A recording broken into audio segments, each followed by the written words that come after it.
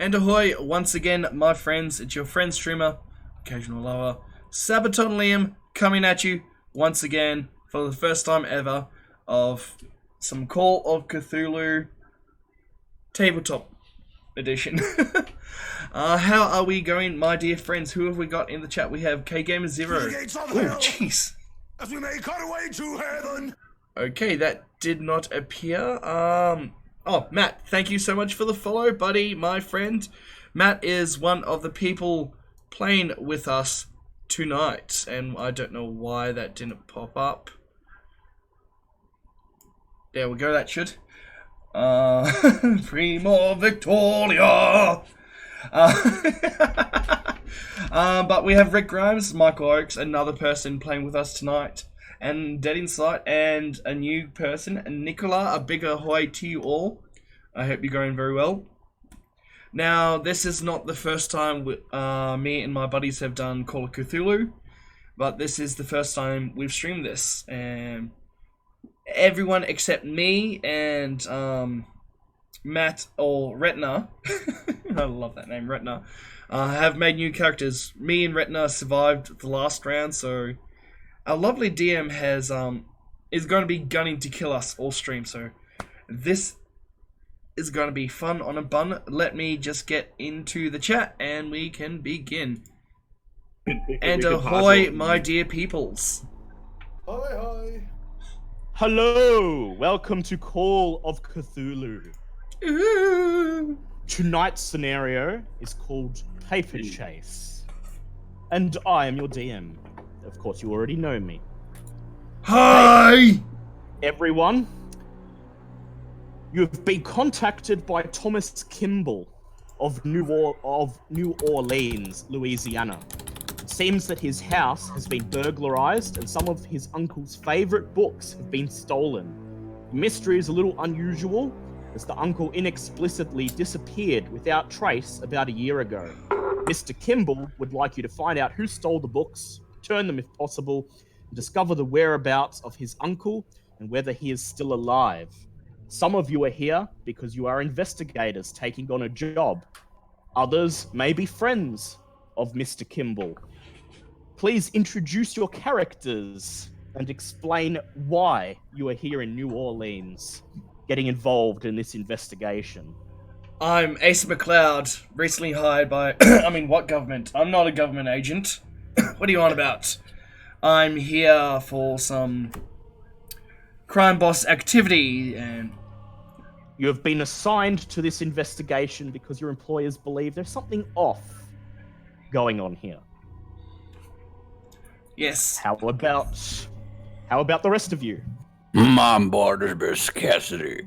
I used to work in a lighthouse until some unnatural events took place. I found myself in the employ of the government. Now, What government? There's no government. fuck you, I work for the government. This is how the last person got shot in the head. Shut up. No, the last person got shot in the head because he didn't accept the job. Right, we're dead. Fuck. Okay, Mr. Bartleby? Yeah. Name's Tommy Bartleby. Been You? doing odd jobs. Up and down the East Coast. And, little kind of things that you don't want. Getting out. And so you're here to help your friend, Mr. Kimball, as he requires someone whose nose is a little close to the ground to sniff out those who might be responsible. A personal favor. Yeah. Well, certainly one. What about you, M1, also known as Jim Delacroix, investigative journalist? Hi there, I'm Jim LaCroix. I'm an investigative journalist. I came here because I heard the hottest scoopers in town, and I just had to get my nose in the trail. Gotta find out where all these goings on, disappearances, and whatnot. I'm Jim Delacroix, Spish. And finally, we have Professor Longfellow. Hello, my name is Professor Roger Longfellow, and I have come to help my good friend Mr. Kimball in the recovery of his books. And so here we are on October 1st, 1924, as the trees turn orange for autumn and dead leaves paper the ground. Halloween! You are arriving in the small neighborhood of Arnoldsburg, where Mr. Kimball lives. And you're just walking up to his house, a rather impressive Gothic-style mansion. It looks like it's had some work recently done on it in recent months, which makes sense as Thomas Kimball has recently inherited into it. Rich bitch. Who knocks on the door?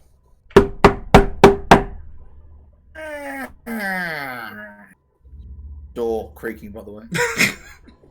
Well, I just say we're not opening the door, we're just knocking on it. I don't someone trust does this nothing like- shit. I don't trust anything in this fucking game. I step up and I rap on the door. 3 short knocks.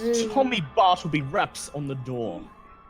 You hear shuffling on the other side, and then the door opens, and you are face to face with Thomas Kimball. He looks like he hasn't had any sleep. His beard is disheveled, unshaven. And there are bags under his eyes. He yawns, and he says, I've been waiting for you to get here. He ushers you into his home. You find yourselves in an impressive entrance hall decorated with furniture and other adornments that you know are far beyond Thomas's level of income, at least until very recently. It's just a tiger rug somewhere. He leads you into the kitchen. He offers you a seat at the table, then crosses to the refrigerator, retrieves a bottle of whiskey, and pours everyone a glass. He then takes a big swig right from the bottle. He yawns and says, I apologize. I've been up all night cataloguing my uncle's things. He says, so, I assume you all received the letter that I sent you. What's the guy's name again? Thomas Kimball. Thomas Kimball, that's right. Yes, Thomas, Mr. Kimball, we certainly received the letter, and I must say, for a man of your income, this is quite a nice looking house, and I'm looking around and seeing there's some new renovations going on. He says, yes, my uncle, unfortunately when he disappeared, the authorities did not become quite aware of the situation for several months. In that time, the premises fell into disrepair, and so I've had to dig quite considerably into his savings to get it back into a livable state. So thankfully, what exactly did your uncle used to do? He says, well, that's the thing. He wasn't very forthcoming on what he did for a living. Among the family, it was simply known that he was some sort of archaeologist. He was very interested in ancient cultures and ancient Right, he knickknacks. was digging up dead things. I am a dwarf and I'm digging a hole. In fact, he amassed a large library of books, his prized possessions. That's why I decided to call for help when a number of the books went missing recently. Alright. What books have we got missing? After this, we're even for Chicago. He chuckles. He says, forgive me. I'm still in the process of cataloging his books, so I haven't had the chance to do a proper inventory of what exactly was taken. All I know is that some of them are missing. You're welcome to take a look at his study if you wish. Alright, who has actually, I'll we'll send the walk professor through the up. You end up stealing everything in this room. You know that, right? That happens every I'm pretty good at spotting hidden things, just to say. I shall head up and have a look in that office then. Professor, if you don't mind, would you mind cataloguing the things that have gone missing? I shall do my best. Very well. Professor Longfellow, Mr. Kimball leads you upstairs to Thomas's study. You can tell that he's in the process of cataloging the books. Indeed, there are piles of books strewn across the hallway outside of the study. He leads you into the study. And While the rest of the house is charming, the study has a certain disconcerting quality of it. It's very dark, dimly lit. The blinds are drawn. All of the furniture has a strange, ornate quality to it. And there are books of all shapes and sizes and on all subjects strewn across the room, identical only in that they were all very well cared for. If you I bet please, get lost here. perform a library use roll. Who's that? Alright, I'll leave this to the bookheads. Yeah, that's why I wanted to send the professor up to the library. Do you have spot hidden for that? Well, you're cataloguing books, so Yeah. a library use roll. That is a fail. Oh, how much of a fail? Enough of a fail that I'm not spending that much luck to get it. Okay. Very well.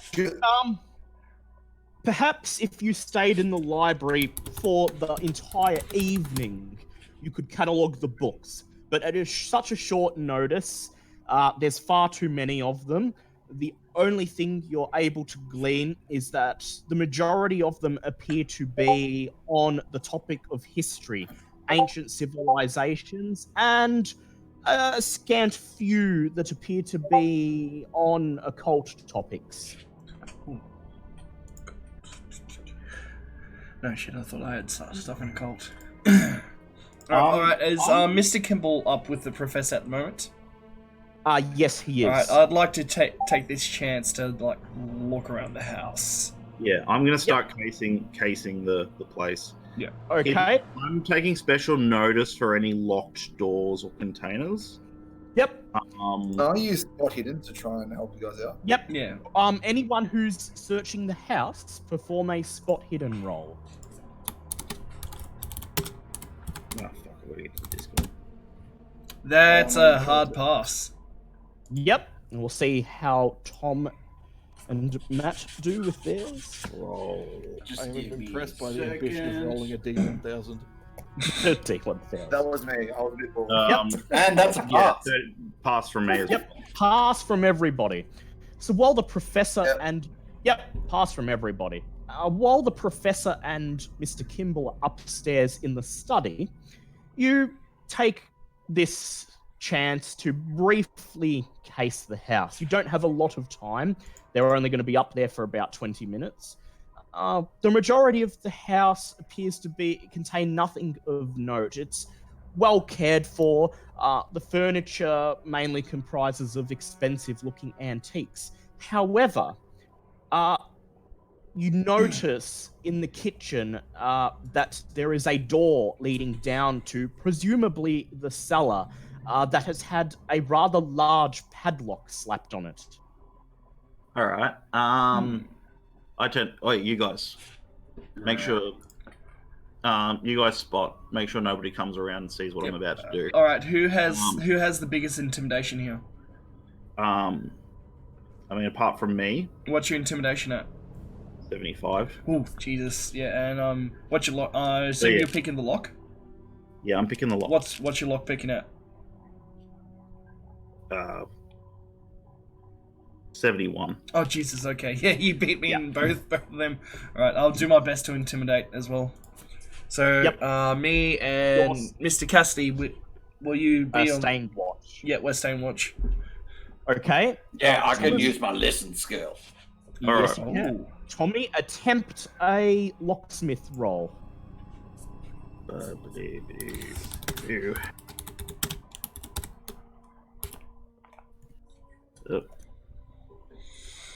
Pass.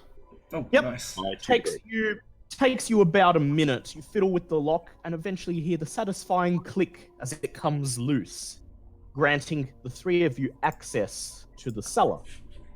Is anyone keeping watch while you all descend down? Yeah, I'll still keep watch. Okay. Yeah, Mr. send the old fucking man down the stairs. Actually, you wait. bastard. Mr. Cassidy, would you keep watch? Because you have the more of a better ear than I do. Oh, yeah, I do. I could hear things you wouldn't dream of. What about you, M1? You accompanying him? His to microphone's the muted. cellar? Oh wait, not anymore. Fantastic. No, it's not. No, I'm still here. Still here. Yep. Are you going to Uh, accompany Tom down into the cellar? Oh, I gotta go find some investigative journalism. Find Yeah. some nice articles. I'll go down there. Come on, It I'm could a be a 30 special. sneaker. Yep. So the two of you descend down into the cellar. Down the bottom, it is pitch dark. It is quite obvious that no one has been down here for quite some time. Both of you... Okay, you strike a match. In that case, M1, conduct a spot hidden roll. And you get to do it with the advantage of the match, which means you get to roll 2 D100s and pick the lowest. Passed it anyway. Yeah, so there's no need for the second one. You fumble around for a bit, and in the light of the match, you find the light switch dangling from the roof. You pull the chain, and a small globe bursts to life, flooding the cellar with a very dim fluorescent light. Okay, both of you may now conduct spot hidden rolls. Okay. Oh, us. That is a failure for me. Yep, but that is a pass from Dan Cooper. Found something. So the cellar, at first glance, appears to be relatively normal. It's mostly empty. There's a couple crates of non-perishable food, a rack of wine bottles. But then Jim Delacroix notices something. A loose brick at the back of the cellar. He calls you over and shows it to you. A loose brick that appears to be a mechanism of some kind. Alright. I'll pull out my boot knife and try and pry it free. Yep. You pull the brick open, and as you do so, there is a loud stone rumbling noise as a section of the wall shudders and begins to lower. A hidden door. Make a sanity check. Oh no! There's Told you going down the cellar was a bad idea. It's Under always a eight. goddamn bad idea. Yep. Under your, you have to roll under under your. my current sanity. Yes, Under your current it sanity. always under. That'd be a failure for me, boy. Okay, so you're Wait, going. what's your to sanity lose- at? Oh, jeez, 96. Yeah, Fuck. you're going to be losing 1d6 sanity. Wonderful. What's your sanity? Is that your constitution? Or is that... It's on your sheet. It'll be next to your 40. HP. Yeah. Wait, your sanity's Oh, 40, sanity. Jesus. 5 points of sanity. Oh, well, You just- there, Alright. there, there is a way to get your sanity up, and that involves like Yeah. staying in an asylum. Okay. You look into the small secret room, and you see a scattering of human body parts, dismembered legs, arms, one head. Most of all of them in various states of decomposition, some of them entirely skeletal by this point. Most concerningly, the ones that still have flesh on the bones are covered in what appear to be bite marks. Thomas, make an intelligence check.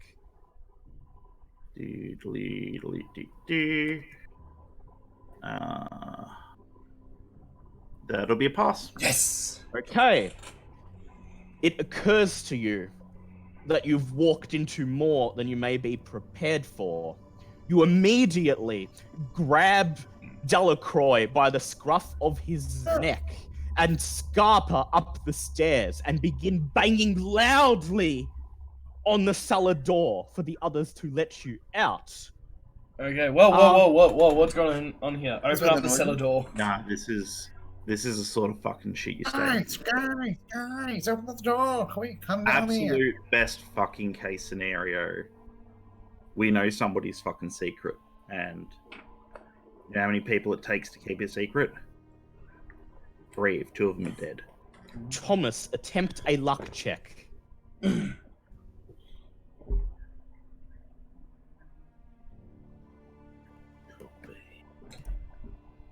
That'll be a failure.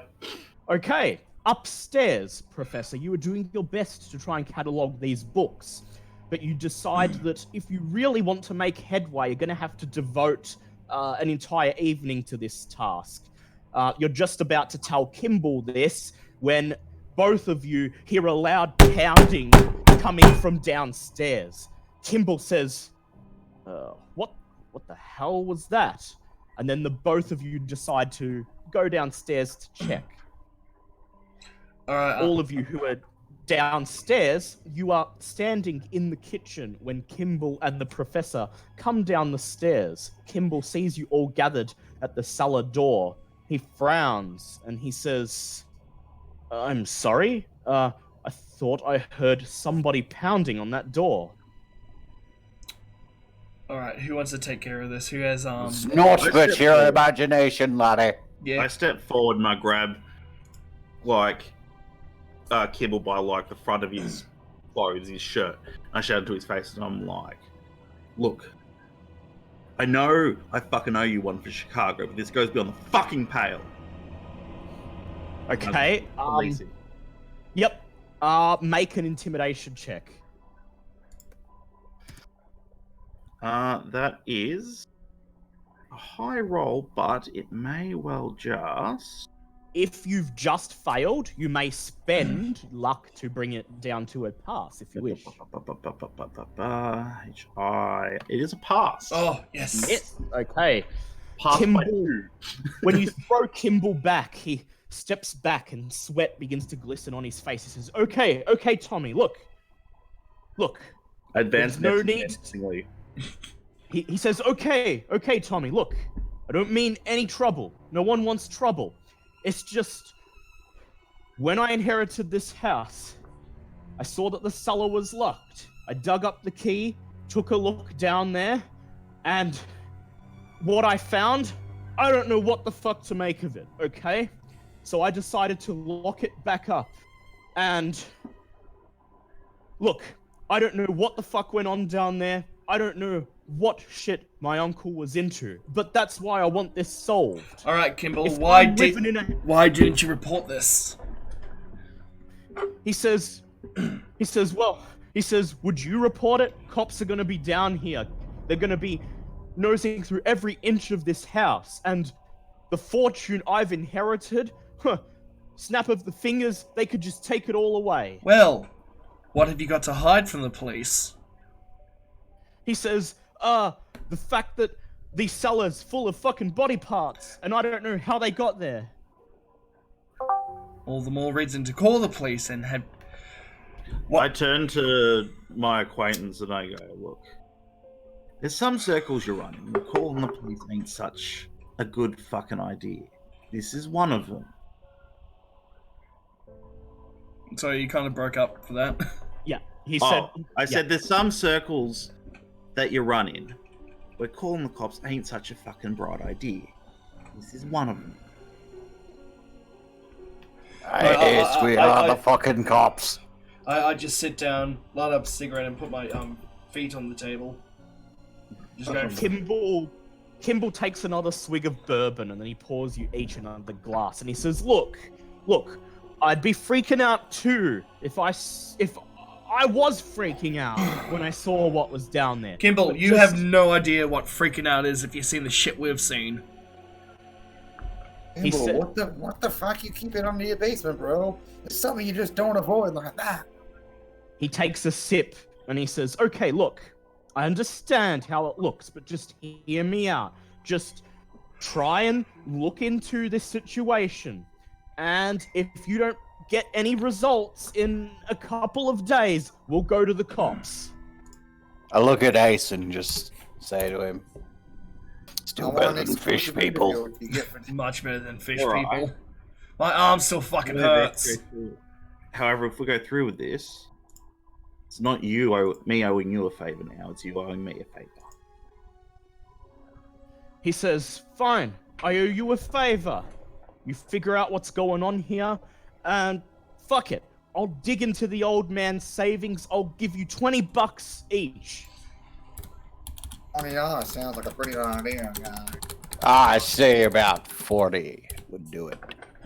Okay, make a persuade check. Ooh, who is it? Anyone got persuade? That's a... Wait, where's my... that's just a fail. Oh, I'm not going to spend luck on that. But if it's says- just a fail, He says, look, I'll give you $20. He points at Jim. He says, you get the scoop, and you, he points at Tommy, I owe you a favor. I think, It's a pretty good deal, guys. yeah. He says, I think that's a pretty good deal. I want exclusive rights. Okay. I want immediately after this is done. Okay, Right. Professor Long... I'd be happy to acquiesce to your request, so long as you lend this old man your bathroom, because this old man, his bladder's not what it used to be. So I will depart, and I will be back. He nods and... wait, you're Walks actually going to down the the toilet, hall. aren't you? Yep, he's going to the toilet. He points him down the hallway. Does he use spot hidden just so he doesn't slip on anything on the way down, like used body parts or Professor Longfellow, make a spot hidden check. please. Spot hidden. That is a fail. That's a fail. Okay. We shall see for when Matt returns if he sees what I tried to get the professor to find. In the meantime, you've mulled over Kimball's deal, and you give yourself a time limit of, say, 3 days. And if you don't figure out what's going on, or if shit gets too intense, you're going straight to the cops. Woo, dog it that. Nothing like draining main bank. All right. Okay, Mr. Cassidy, make a spot hidden check. Fuck. See if you I'm staring at an automobile. That is a pass. pay us. So when you went to the bathroom and you did your business and then you went to wash your hands, you couldn't help but notice through the bathroom window There's no that tell. the lot next door appears There's no to be goddamn toilet paper. that Oh, fucked on the roll. across the street outside appears to be a graveyard. Oh no. Oh, fuck. No. Shit a little bit harder. Just back to the toilet for a You second. return to the kitchen where the rest are discussing what has happened so far. And you determine that you have a number of options ahead of you. We are not fucking going to the graveyard. Out one of of curiosity, 1920s plumbing. Did he wash his hands? Well, yeah, Oh, as Okay. much as in the 1920s they did. You have a number of Okay. options ahead of you. One of them is indeed to look around the graveyard. You may No. also ask around the neighborhood to see if anyone knows about Kimball's uncle or if they heard anything suspicious. You may conduct. You also may conduct research in the town library. Perhaps they may have articles about the uncle, the house, or any odd happenings. Of course, you may also talk to the police, not to tell them exactly what you found here, but just to see, if there have been any burglaries reported recently. You may also devote the day to fully cataloging the study. We should do that. All right. I think this Should is split up. a split up moment. Yeah. I know Fellow, every I'm horror going movie to we go should research. split up, but we should You really can- split up this You time. can split up or you can go together. It's entirely up to you. I think we should probably split up. I think I would like to question the local folk. Okay. Hey, boys. I will go with my partner. Okay. So, Hey, boys. I've got some research to do down at the pub. okay. I'll just work out. Go on the glass and not research. Okay. So Liam and Matt are going to canvass the neighborhood. M1, what would you like to do? Let's see. Well, I'm gonna go down to the library and do some investigative research because there's got to be something about this place. Gotta be finding a bit of information. Sure is. Well, Professor, are Excellent. you going to accompany the journalist to the library? I am. I Very am well. curious as to what is going on in this place. Okay. so you can wash And your damn hands. And yeah, and I think I know where Bartleby is going. Okay, so first we shall canvass the neighborhood. So Liam and Matt, after you state your itinerary to the rest of the group, you leave Kimball's house and you begin to wander around the neighborhood. There are not many houses in this neighborhood. In fact, it just seems to be a long circular road that goes around the cemetery. But there are a few homes here and there. Would you like to door knock, or would you like to try to approach somebody in the street? I think we should do a door knock. Yeah, I reckon that might be a good idea. Okay. So you pick the nearest house and you knock on the door. The door opens and a rather short, kindly-looking old lady sticks her head out, and she says, "Oh, hello there. May I help you?" Evening, ma'am. Ma'am, we're looking into the previous owner of that there house over there. We were just wondering if there is anything that you could tell us. Okay, perform an appearance check. Both of us? Well, I'm fucked. Hey, I'm fucked. What's my appearance at? Oh, wow, that is just a pass. She looks at Mr. Cassidy as he asks the question. However, her rugged, sea-worn face appears to put her on edge. She uncomfortably chuckles and says, I'm fine, thank you. I'm not buying anything. And then she shuts the door. Oh, what? Oh. Aww. Kind of hoping that would be based on persuade, but Well, hey. This is the type of person who's always in their home, and she judges based on first impressions. So Great. But what about me? I pass. you didn't speak to her. Yeah. Alright. Are we ready to move on to the next home, or would you like to try again? You can try again. Yeah, try again. Alright. Knock on the door again. It doesn't open, but the old lady says, "What? I already told you I don't want to buy any steak knives." Ma'am, we're with the government. Oh no, wait. We will break down this motherfucking door. God damn it, Butch! Okay. Right, no. Oh, god damn it. God damn it. Mr. Cassidy, make an intimidate check, but it That's has a bad to be... idea. Well, this is your fault. Yep. Fuck. Yeah, that's not a pass. Thanks. The old lady says, "If you don't leave, I'm going to call the police." We are the fucking police, you old bag. Mr. Cassidy, I think we should go and question someone else now.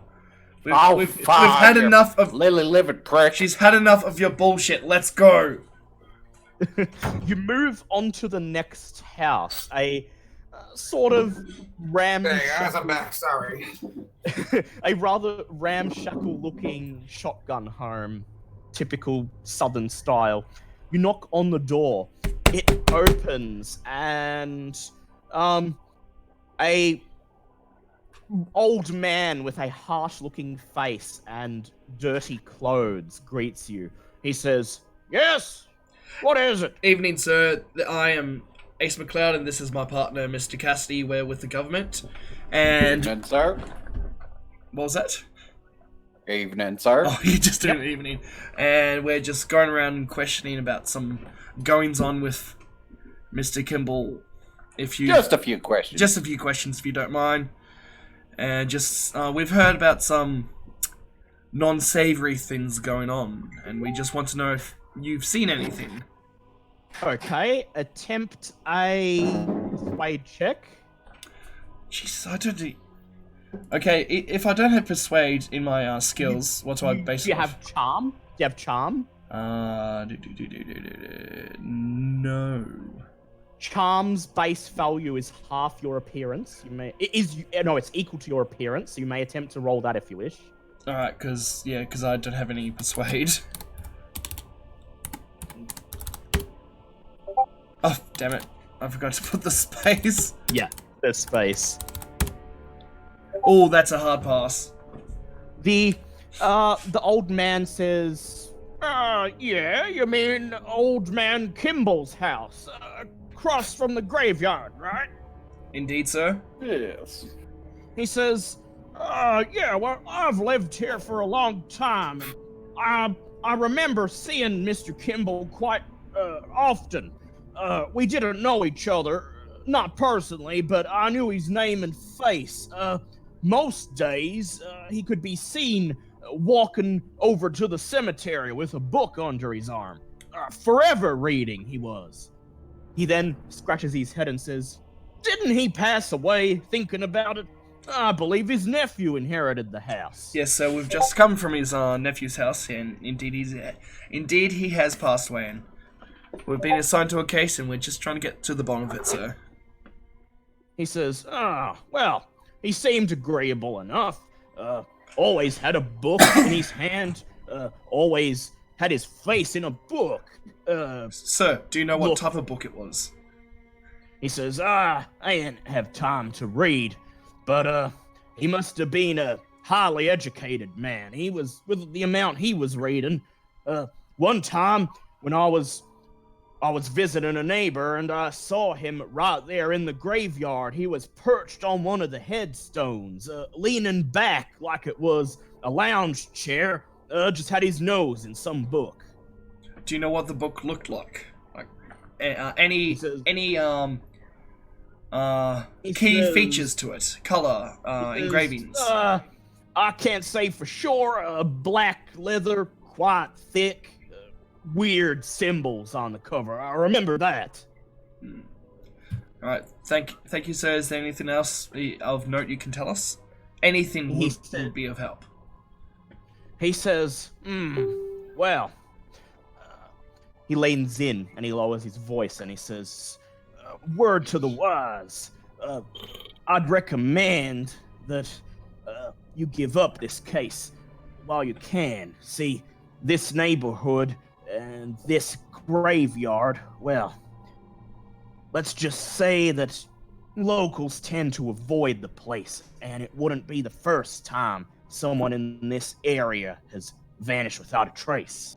Can you be a little bit more elaborate, buddy? He Sorry. scratches his head. He scratches his head, and then he says, well, let's see. There's been a whole string of disappearances in this area, going back years.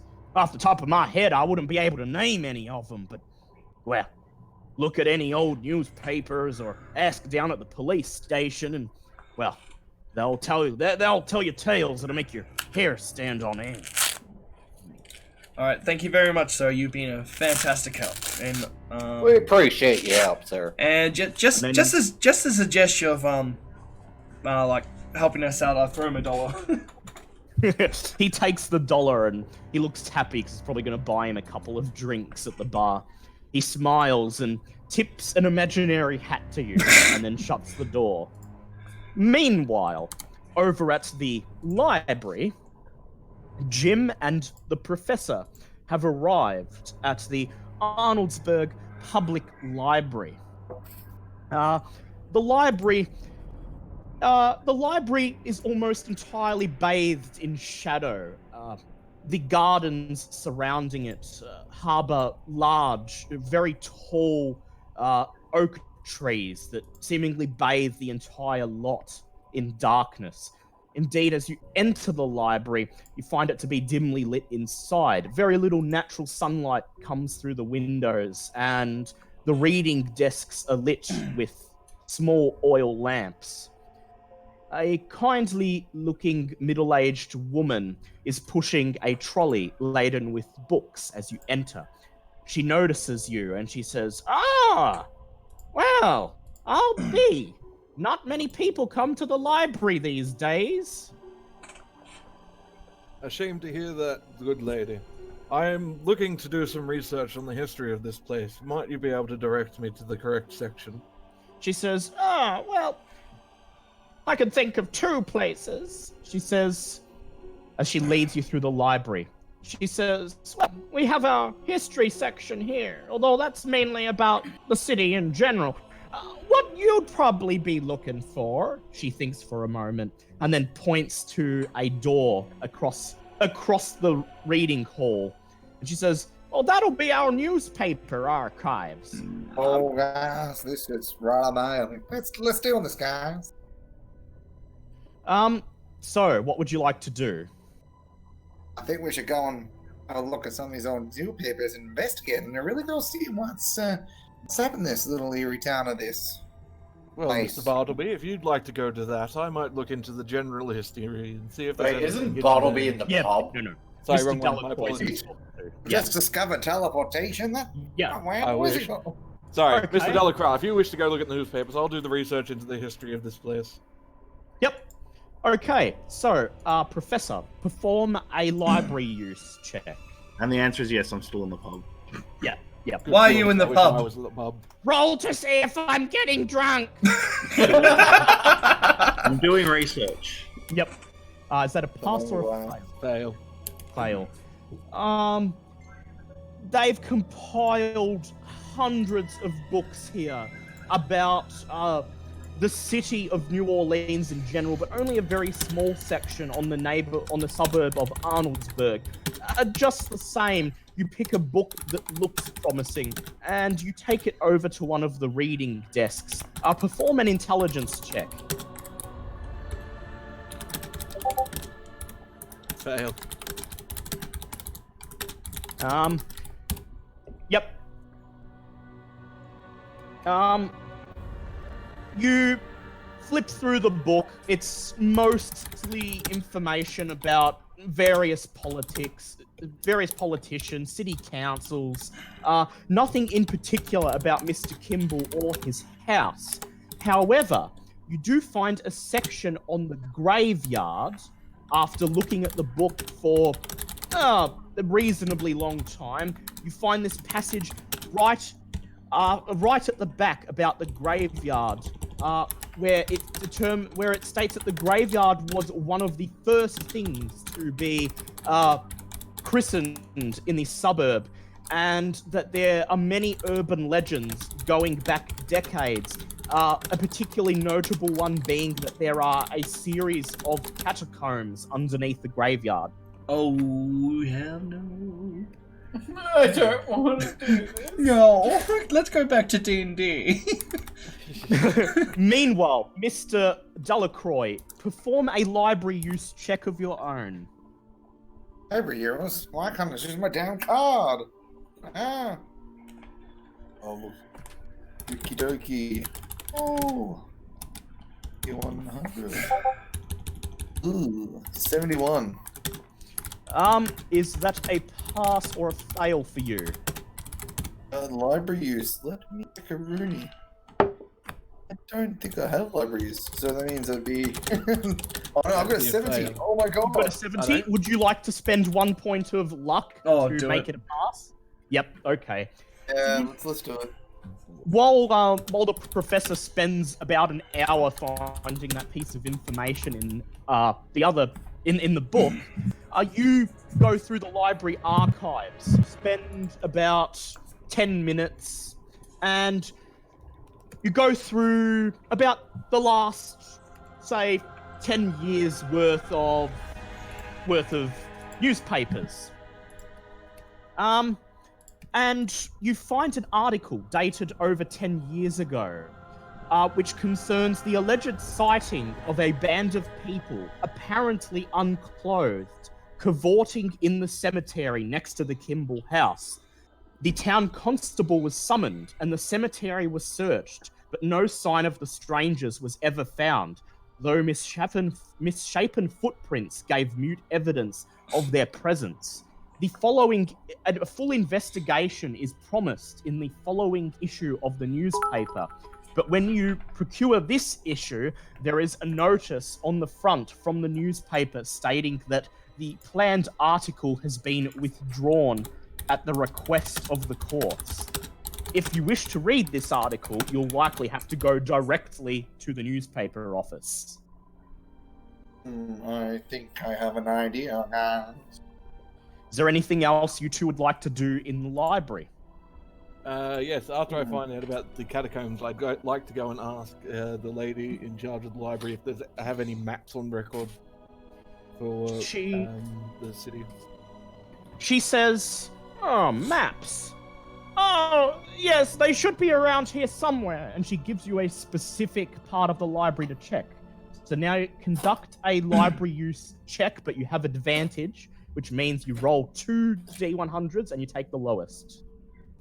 If I can roll below an 80, I would love that. That'd be awesome. 13. That'd be 13. That's Oh, a good. Massive pass. hard pass. Yeah. No, So that is you a search- critical pass. The You one above that. search the part of the library she directs you to, and not only do you find the plans for Kimball's neighborhood, but you also find blueprints for what does indeed to be a series of tunnels under the graveyard. Well, that will do it for you. Though Curious. these will likely be immensely useful. I would Okay. like to ask the librarian a question. Yes? Is it possible that I want to bring the issue of the newspaper that has had the article withdrawn? You'd like I to want take to it ask out? her, Yep. and I'd like to ask her, perhaps, perchance, would there be any way to have an unedited copy of this particular paper? Because I know sometimes things get lost in translation and make their way to the library. She just shrugs and she says, "Oh, you'd have to ask at the newspaper office, dear." God damn it. Meanwhile, Yeah, we so cross I'd to. like to take the blueprints and the map. Yep. She lets you take them. Perfect. As you say, they're part of an investigation, so she lets you take them. Meanwhile, we cross over to Mr. Bartleby, who is in the pub. God damn it. All right. Mr. Bartleby, you have arrived at the pub. This is someone from a place like New York or even inner city New Orleans would call this outer suburban joint a dive. Again, there's barely any lights inside. The whole place is a din of unwashed-looking people drinking and play fighting and arguing, and all of the furniture looks like it was basically pulled out of a landfill. What would you like to do? All right. Is there a big guy? Please tell me you're not going to fight the big guy there. Do a spot hidden check. There's quite a throng of people in here. Wait a second. General's what I want. That would be a fail. So there are quite a number of big guys that you see. Any one of them would probably be a good choice, but it's so dark in here and there's so many people that you don't really have the time to study anyone in particular detail. Wait, it's dark. Are we in Dackwater? No, we're just... All right. I'll muscle my way into the corner, try and get a better vantage point. Okay. Do I see anybody that fits the bill? Is there any particular criteria you're looking for? Just a big guy in general? Big guy who looks like maybe he has a few enemies? Yeah. Okay. Do a spot hidden check with advantage. Oh wait, wait. What you're doing? It's called. We're pushing the roll. Don't need to. Yeah, just roll it again. Keep in mind because you don't know this rule. Oh yeah, if you fail, consequences are even worse. Yeah. So if you attempt the same roll twice, it's called pushing the roll. And if you fail the pushed roll, consequences could be dire. All right. Like guns blowing up in your hands bad. Yeah. Fucked it up. Okay. Even worse. Oh no. You take a spot, a cozy spot in the corner, and you begin to eye the crowd. After about 10 minutes, 2 men in pinstriped suits notice you. They look over at you and then they get out of their seats and they cross the bar. They stand in front of you. One of them crosses his arms and he says, "See anything you like?" Okay. I look them up and down. So what sort of ethnicity are they? They're both Caucasian. So like Irish kind of looking, or Yeah, vaguely Irish. And when you say in pinstripe clothing, are we just talking about normal clothing or? we're talking pinstripe suits, normal like zoot suit sort of thing. Yeah, zoot suits. Okay. All right. In that case, I grab each one of them by the ear and bash their heads together. Jesus fuck. Are you sure? No, don't. Yes. Oh, why? Okay. You just want to die so you can go back to sleep, don't you? No, I'm enjoying this. I've got a plan. I actually do have a plan. Okay. Roll fighting brawl, or fighting brawl if you got it.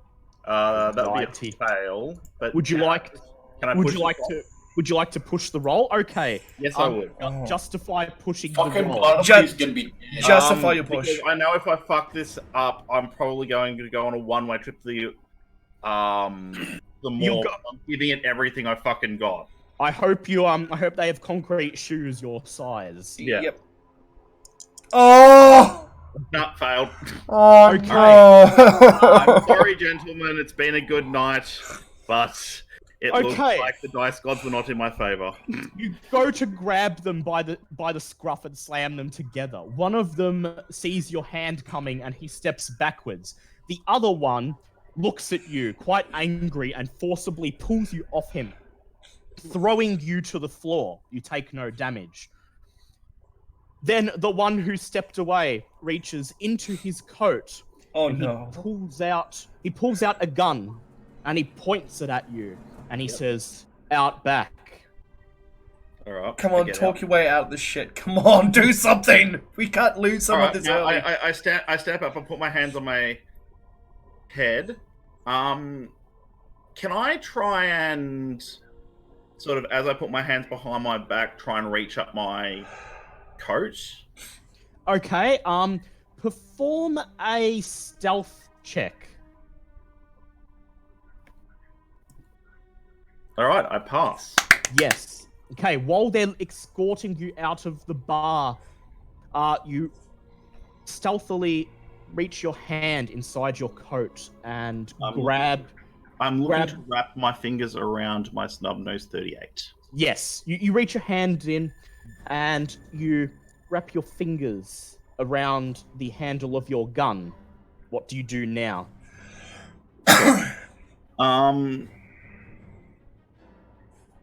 I basically let them guide me to wherever they're bringing me. Okay, holding you at gunpoint, the two men escort you out of the bar through the back door, across the street, and they take you about a block down the street into an alleyway beside an apartment tenement.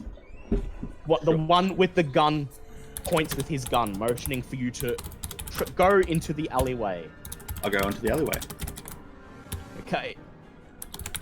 You step into the alleyway. They take you far enough that you're out of sight from anyone on the street. And then you hear the gun being cocked. And the man says... I just start pulling the trigger into his stomach. So I'm not even drawing the gun. I just sort of have it basically pointed out the back of my jacket. So it'll make a hole in my jacket. You're blind firing, pretty much. Yeah, blind firing into this guy. Okay, roll firearms with disadvantage. Come on. Okay. Damn it. 89 and 9. Is there anything I can do? Because my firearms is quite high. What's your firearms at? Like 75, I believe. Now, And luck. you can spend luck. Inside the gun hole. Yeah, you can spend your luck.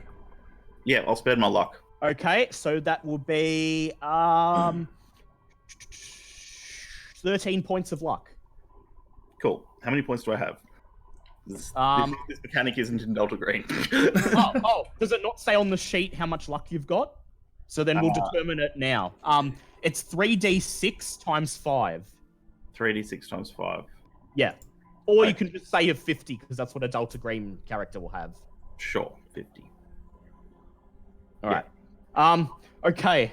As you hear the gun being cocked, you pull your gun out of its holster, and without even bothering to take it out of your coat, you blind fire.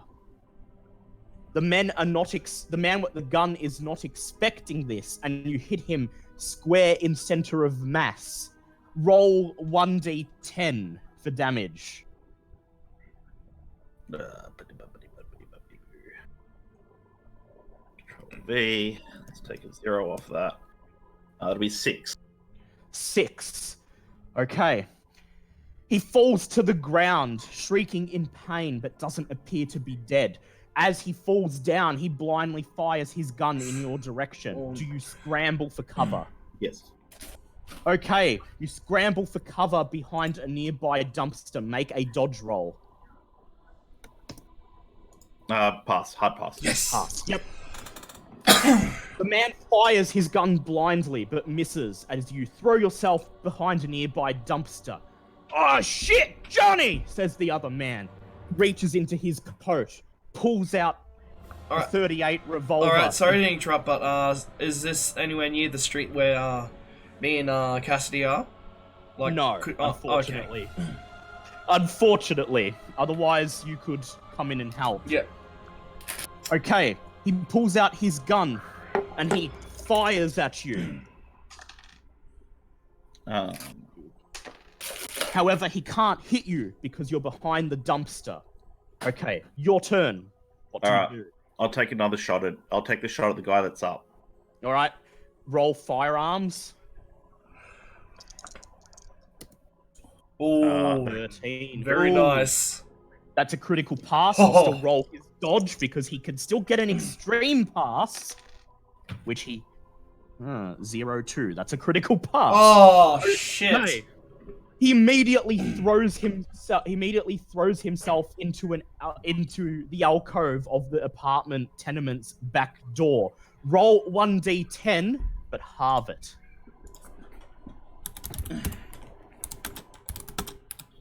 That's 7, so up or down? Round down. 3 points of damage. Yeah, you graze his arm with your bullet.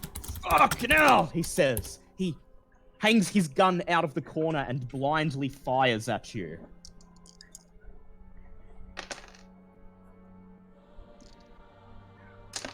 And that's a hit. You take... You take 4 points of damage as his bullet thuds into your shoulder. Your vision begins to go red as pain overwhelms you. Do a sand check.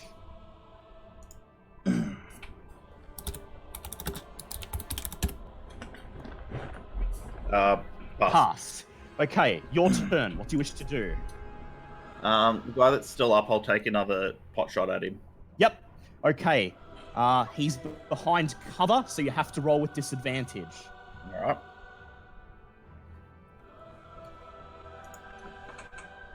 Pass. Pass. Okay, roll the d10, half damage. You're pulling out some bullshit stuff here. Yes. Oh, okay. He pokes his head around the corner to get a fix on you. Bang! You fire. It hits him between the eyes, and he goes down in a shower of dust and blood, leaving just the mortally wounded guy. Do you come out of cover? Yeah, I come out of cover and I'll You come out of cover and you see the mortally wounded guy trying to crawl towards his gun. I just walk up, step on his back, and just pop him in the back of the head. Yep. No firearms roll necessary for that. You walk over, kick his gun away, sliding it down the alleyway, and then put a bullet in the back of his head. Make a sand check.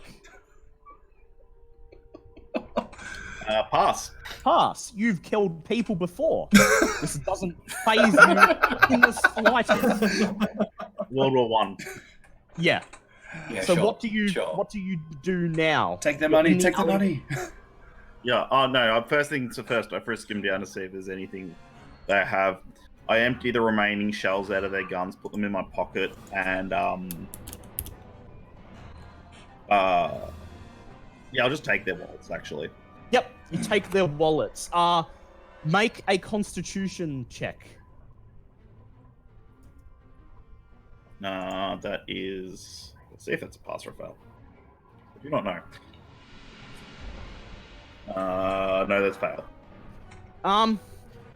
As you take their wallets, your vision begins to waver, and you start to feel lightheaded, and then you pass out from blood loss. Okay. That's fair enough. Okay. Yeah. Make a luck check now. Pass. Pass. Okay.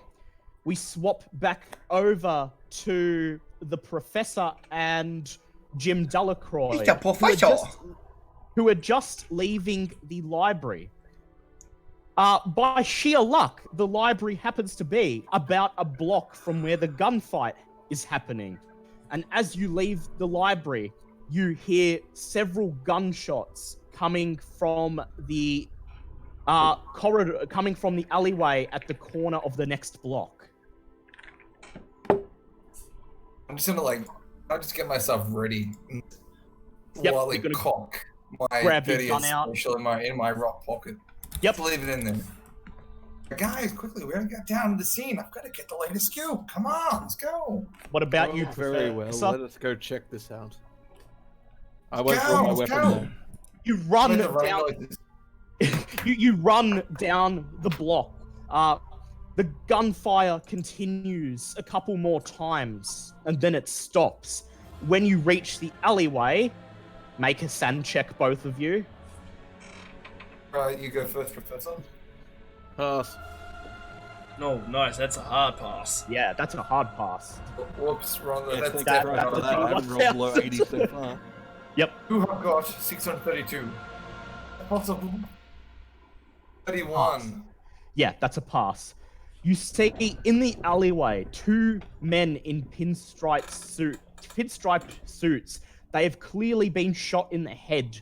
Pools of blood begin to pool around their bodies, and the air in the alleyway smells of raw meat and the metallic smell of blood. Lying in the middle of the alleyway beside the corpses is Tommy Bartleby. He appears to be unconscious. His breathing is labored. I will run over and try and help him. Yep. I want to try and take away the dead guy's guns. Yeah, I want more you guns. take the dead guy's guns. You look over Yeah. Tommy. He appears to have been shot in the shoulder, and his wound appears to be bleeding quite nastily. Do either of you have first aid? No, only Yeah, but I medicine. have the occult, so we can eat him. Oh, Jesus Christ. All right. It's a pity that a certain lighthouse Keeper is attendant there. was Okay. not there to help. Give him a history lesson while he's bleeding out to death. So you He's might have to shoot himself. so you have 2 main choices. You can attempt to find a hospital or doctor to get him to, or you can take him back to Kimball's house in the hopes that one of your fellow investigators knows how to apply some first aid. Your salty friend knows. Well, we I don't think know we that, but should more go- importantly, given everything go that's back happened, to I don't Kimball. think we should go to a hospital. Yeah, well, considering you found him in the midst of a gunfight. That's exactly. I'm Good not meant to God, be look at this saying mess. anything We on should take him back to the Oh, you want house. some police involved. No. Okay. Tom, what's your Can we size? pat down those guys? Oh yeah, you can pat them down. Tell you what you got in a minute. Just I've got their wallets. yeah. Their wallets are gone. 90. 90. Okay. All right. Okay. Dan Cooper, roll spot hidden. Okay, let me. Come on, puppy. Oh, come on, come on. 83. Is it fail? Yeah. Their suits are covered in blood. They're all sticky. Their wallets are gone. You're not going to go through that. Okay. Shoot a round off into them. If you wish. Okay, I want to shoot another round off into them. No, Alright. don't. You'll have to do a sanity check. Come on, don't. Okay, let's not push the boundaries. Let's just Yeah. get Tom. Okay. Bartleby's size is 90. This means How is that he Get off, 90? Archie. he's a big fucking guy. No, get off me, cat. And the Get the off pre-made me. character he's using, I comes with suspect 90. actually rolled its stats instead of just picking the numbers. So that's how he got a 90 in size. Okay. Wow. The two of you are probably gonna have to work together on this in order to carry him to Using your roids from a young in order age. to carry him to your transport. You're going to have to do a strength check, and you're going to have to get under 10. Oh no! Holy shit. Holy shit! Wow! Yeah. All you require is Here the we proper go, application here we of go, here we physics. 3, 2, Now, Come on, Wow. come on.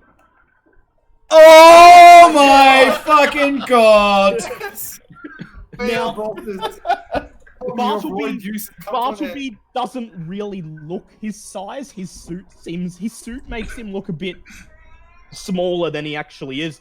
So it's a shock how heavy he is, but with a bit of effort, you manage to each grab a hold of The right amount of physics. with the right amount of strength and some pulling some favors with the laws of physics, you manage to lift him into the back seat of your car, and then you drive him back to the Kimball house. Dear God, never fucking again. That is way too You heavy to feel be needed. as you sink down into the driver's seat, you're breathing heavy. That's definitely one of the heaviest things you've ever had to lift. Absolutely. I'm a professor, not a weightlifter. Okay, the other two, Matt and Liam, you guys are done canvassing the neighborhood. Oh shit! And I want to go to the so you police. just... Oh, yeah, you can. This is a 3-day investigation. Oh, okay. Yeah. And it's, the sun's starting to go down, the sky's getting a little bit red, so you decide to retreat back to the Kimball house. As you arrive, you see the professor's car pull into the driveway. He and Delacroix step out, and then they open the back seat. Both of them grunt in exertion as they lift the unconscious body of Thomas Bartleby out and begin to fireman's lift him inside the house. Alright, get him inside, I'll get the fucking with What the fuck happened here? The darn fool got him. We don't know. Found him like this. Patch him up and fucking whack him up. You carry him into the lounge room and place him down on a sofa. Then I'll tend to his wounds. attempt a first Ah, aid. Oh, that is a hard wow! Like, really That's fucking... a half pass. That's a hard pass. Okay. Miracle hands. Bartleby, you recover 1 hit point, and your wound is stabilized and will provide no further penalties. And you regain consciousness. You find yourself lying on the settee in the lounge room of the Kimball house as the other investigators stand over you. Right, You owe me one, you little shite. I pass him the bottle of bourbon going, alright you, Bartleby, what the fuck just happened here? I like rip the cork off and like spit it out and then just like chug. Like take 3 good chugs from it and then just like put it down and like a couple of jokers. Archie, don't you start. Didn't like the cut of my jib. We had a disagreement. Words were exchanged, balls were exchanged. Mine won. This makes you remember that you have their wallets. Oh yeah. I put like I actually no, I'll just like stuff them down like more and I'll lift her like and see if there's like they have a card or anything. Or Yep. Do a luck check.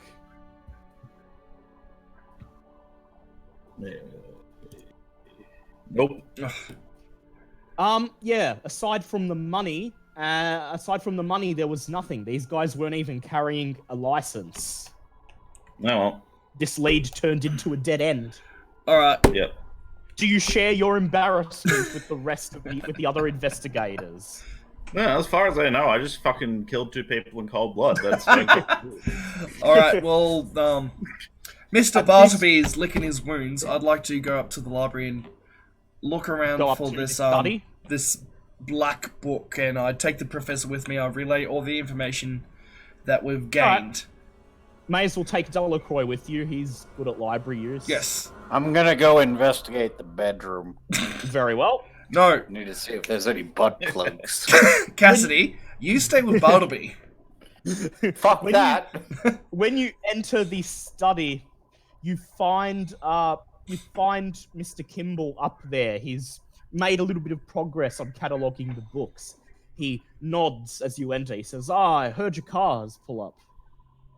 Yes, and unfortunately, one of our investigators got into a little trouble, shall we say, and he's got a nice little bullet wound near his arm. He goes red in the face and he says, what the hell happened? Well, as Am I there?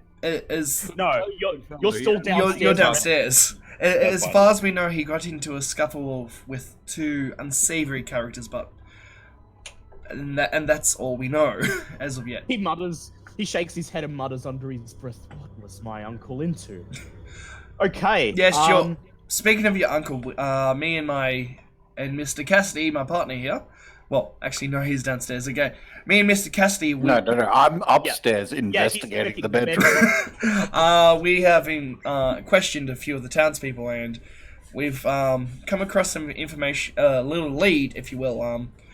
A black leather thick book. That's all we have to go on, and we would like to roam around the study and see if we can find anything of that description. He says, yes, there were a number of books that could fit that description. He also said there was numerous symbols on it. And he says, I took all the books that looked like... I took all the books that I couldn't identify and I put them over there. He points to a large pile of books by the entrance. This should make finding the book a bit easier. Professor, perform a library use check at advantage. How much of an advantage exactly? Roll another D100 And get the if it's lowest. lower- Oh, yeah. That's better. And that one's good. So you go over to the pile of books Kimball indicated, and you search through. There is indeed a number of these black leather tomes, each with different symbols on the cover. They've all been meticulously well cared for, indicating that these were perhaps Thomas Kimball's, perhaps these were Uncle Kimball's most prized tomes. Do you show them to your fellow investigators? I will, and then I will try and read them. Yep. Whoever has occult may attempt an occult check. Let's see. Yes, I do. Who has the highest occult? What's your occult, M1? It is... Yeah, it's... I've got this sheet here. So I can tell you exactly what it is. Yeah, Jim Delacroix's occult is 50. Oh, okay, yeah, mine's 40. Alright, Oh, M1. nice. Yep, and you pass. Okay, you peruse the books with the professor as the sun starts to go down outside. And they're, as occult books go, these are perhaps some of the more obscure ones, and you don't quite know how Kimball got his hands on these because they contain quite some disturbing material. Do a sanity check. Oh no. It's tranny porn. Oh. Oh, okay. Do you want to do you want to push it or spend luck? Oh no, you can't push or spend luck on sand checks. Oh shit. Okay, you lose. It's not just hentai. It's not just tranny porn. It's hentai. It's black. Yeah, it's Bible black. You lose 1d6 sanity.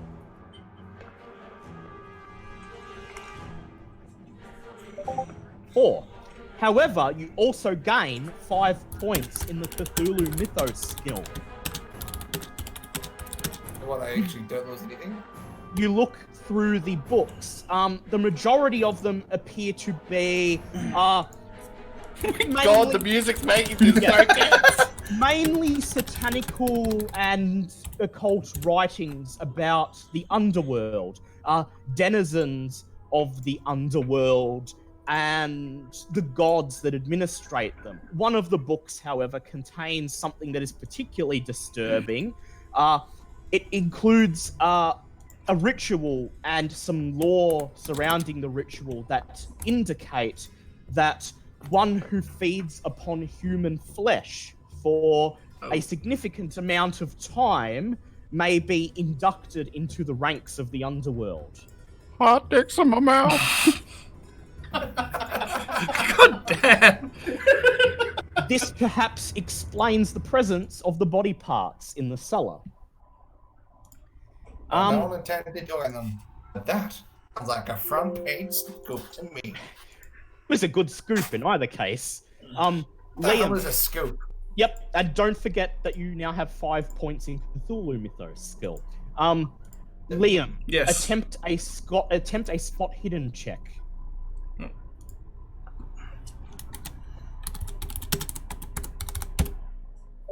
Oh, that's a pass right there. Yep.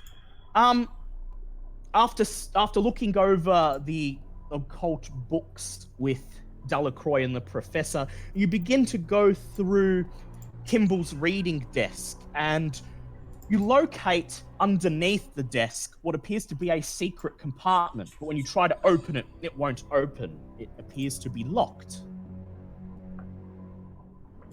Oh, oh, I have locksmith skill. I would like to try to open it. Okay, make a locksmith check. Oh yeah, that's a pass. Yep. Okay. You retrieve a set of lockpicks that was given to you by your government benefactors. One of them has a little green triangle on the base, and you take them and you gain leverage on the secret compartment and jiggle the tool around until it clicks. And then you pull open the secret compartment. Inside is a rather plain-looking notebook. However, a Jiggle label that thing. a label on the front reads Douglas Kimball. Alright, yeah, open it up and have a look. Make a send Open it check. Nope, you don't need to make a sand check because this appears to just be Douglas Kimball's diary. The vast majority of it appears to be just boring, normal stuff, talking about what book he's reading, research he's doing on ancient tribes, a paper he had published in a university. A whole lot of My pamphlet. Little Pony paraphernalia. Yeah, that too.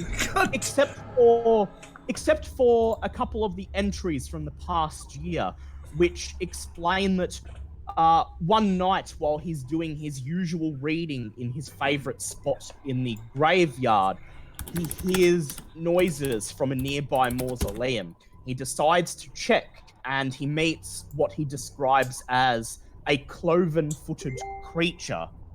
Oh. A series of entries describe how he proceeds to meet with this creature every night, and that they communicate and discuss several what he terms intellectual and philosophical concepts. The final entry simply reads, "I have made my choice. I'm deciding to join with my friends below." Huh. Okay, what could that... Could it... Huh. Not going to the fucking I graveyard. present it to Mr. Kimball and say, can you get any heads or tails with this? Mr. Kimball looks at it and he says, well, according to some of the locals I spoke to before calling you guys in, yeah, the graveyard there's tons of urban legends about it, but seriously, I don't believe that my uncle actually met anything. No, he was getting old. This must be senility. I mean, it's senility. So you killed your uncle, did you? We're all gonna gonna accuse him? die. You're gonna accuse him of killing his uncle? No, don't accuse him of killing his uncle. You can if you want. Oh, I mean, yeah, we could, but we don't have any evidence. Yeah. Thinly veiled Yeah. questions. Yeah, so you ask It's not him. an accusation. It's a thinly veiled question. Okay. Roll a fast talk check. Just him? Oh yeah. Yeah, just him. Oh. He says, me. He says, you think I have something to do with Uncle Douglas's Think so. disappearance? He says, I understand you have to cover every base, but I feel offended. He says, let's just say if you do find out what happens to my uncle, I'll be docking your pay. Instead of $20, I'll give you 10. God damn it. And if we don't find out who the person is, I'm just gonna stop fast talking now. Yeah. Before we continue, there was a question in the chat which I actually haven't asked myself. Yep. On the stat sheets with the skills we have, there's the base skill. Then there's for example, my fast talking is 40. Then next to it is 20. Then 8. What are the smaller numbers? What do they do? Okay. So the top number is half, and the third number and the bottom number is 1/5. Oh, okay. So if I call for a hard difficulty roll, that means you try to get under half. Oh, okay. If I call for extreme difficulty, you try to get under 1/5. All right. Cool. So I had a look in the book, and you can raise skills above 100, and that's what that's for, to make the half and 1/5 checks easier. Okay. Yeah. Well, there you go, Smithy. There's your answer, and I learned something as well. All right, continue. So, Hey. Yep. I'm just wondering, can I quickly investigate the bedroom so I can get back to everything going on? Yep, you enter the bedroom while everyone else is in the study. The bedroom, it seems as if Uncle Kimball didn't spend a lot of time here. It's very barely furnished. There's a chest of drawers that have the bare minimum of clothes. There's a bed that looks like it hasn't been slept in quite some while, and a writing desk that looks like it's never been used. Conduct a spot hidden check. Yep. That is pass. All right. Sorry to interrupt again. Do you want to restart the music? It's starting to stutter a bit. Sure, I will do that. Stop. Play. I just have a question. Am I still downstairs while all this is happening? Yes. Yeah, you're resting. You've just fucking been. No, that's fine. That's fine. I'm just. Well, I mean, you can. I'm getting suspicious that I've missed a cue or something. No, you haven't. That's cool. That's fine. I'm quite happy to be Really downstairs. bled out like. I 10 mean, minutes the ago. other characters are about to go to bed anyway, so. Yeah. This is So cool. you search the room, and then you decide to have a look under the bed, and you feel something cold and metallic. You pull it out, and it's a small iron key. Oh. Ooh, damn it, I thought it was a dildo. Yeah, it's God not damn it! It's. Oh, well, what could this key be to? At this point, it has gotten quite dark outside. So Mr. Kimball shows you to the spare bedrooms and says, feel free to spend the night in the house. He says, Bad idea. All right. Let's go to the cemetery then. At the middle of the night. Okay, that was actually just a kid. Yeah. We're not going to the cemetery. Yeah. He says, feel free to stay in the house if you like. I'm probably going to be up all night cataloging the rest of Uncle Douglas's books. I say we get a motel. You can go get a motel if you wish. He then bids you good night and retreats to the study. What do you do? All right. I would actually like to take this opportunity to sort of mosey through the house and like just investigates because something's not sitting right with me. Okay. Perform a sabaton check.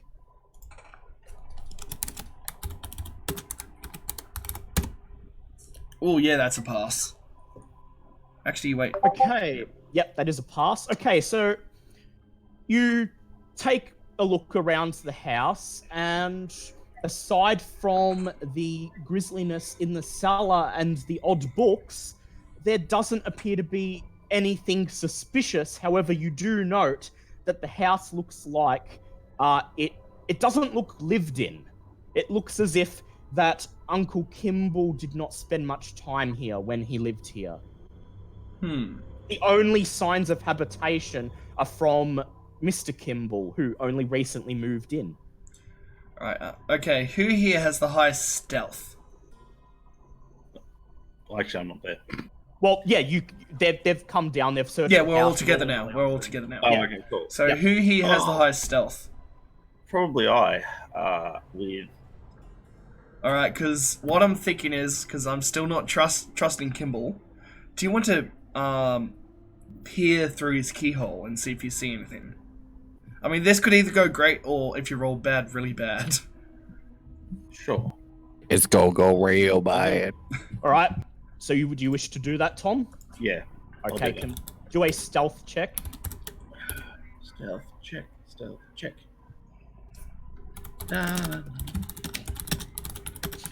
Yeah, done. I love that you're all paranoid.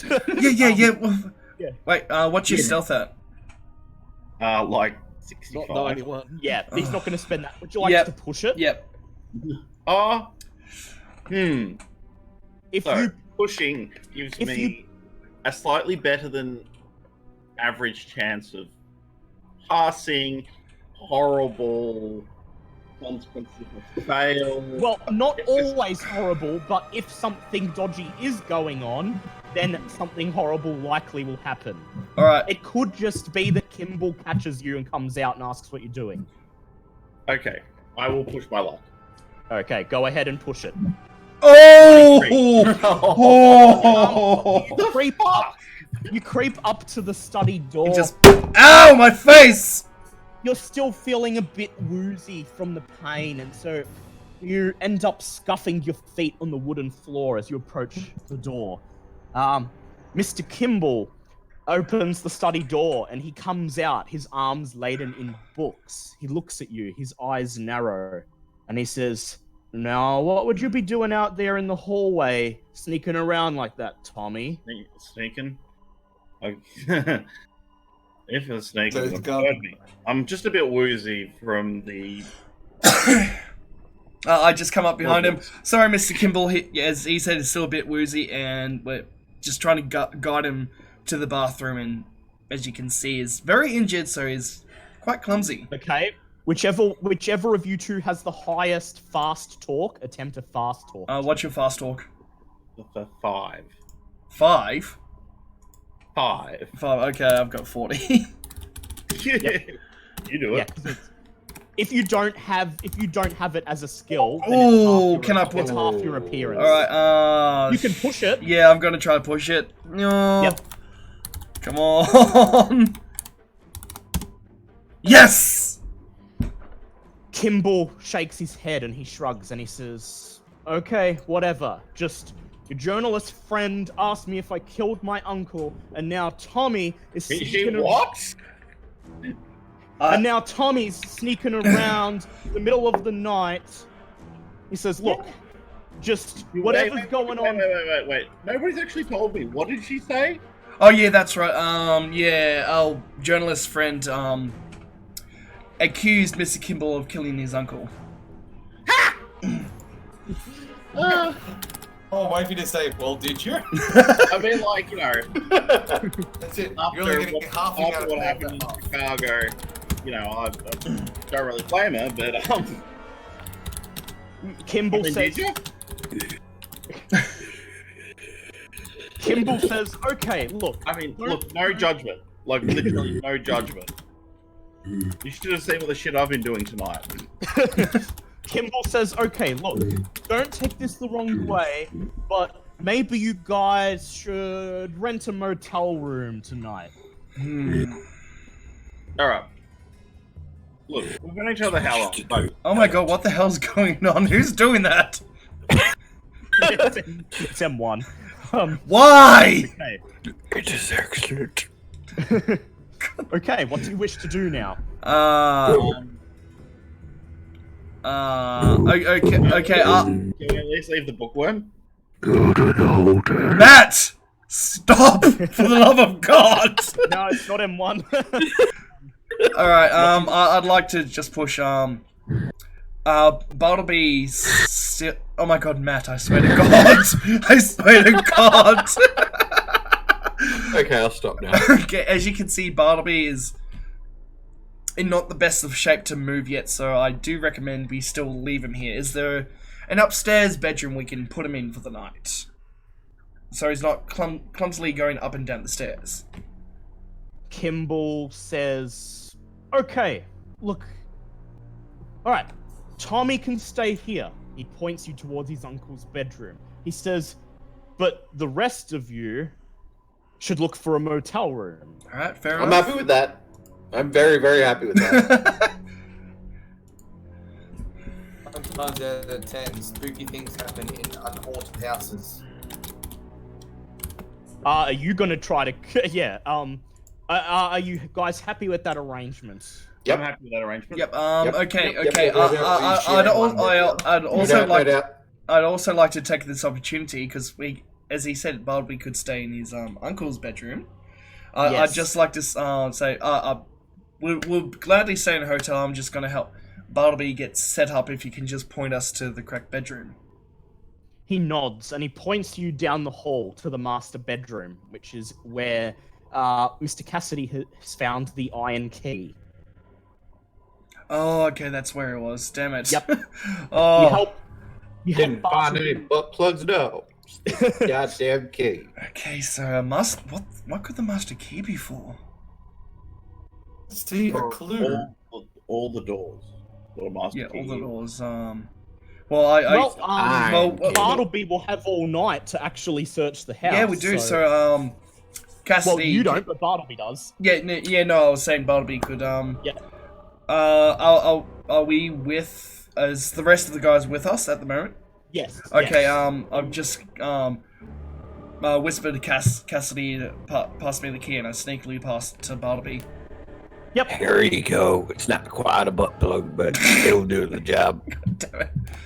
All right, and I before I leave, I just whisper to Bartleby, wait a few hours after he's asleep, then explore as much as you can.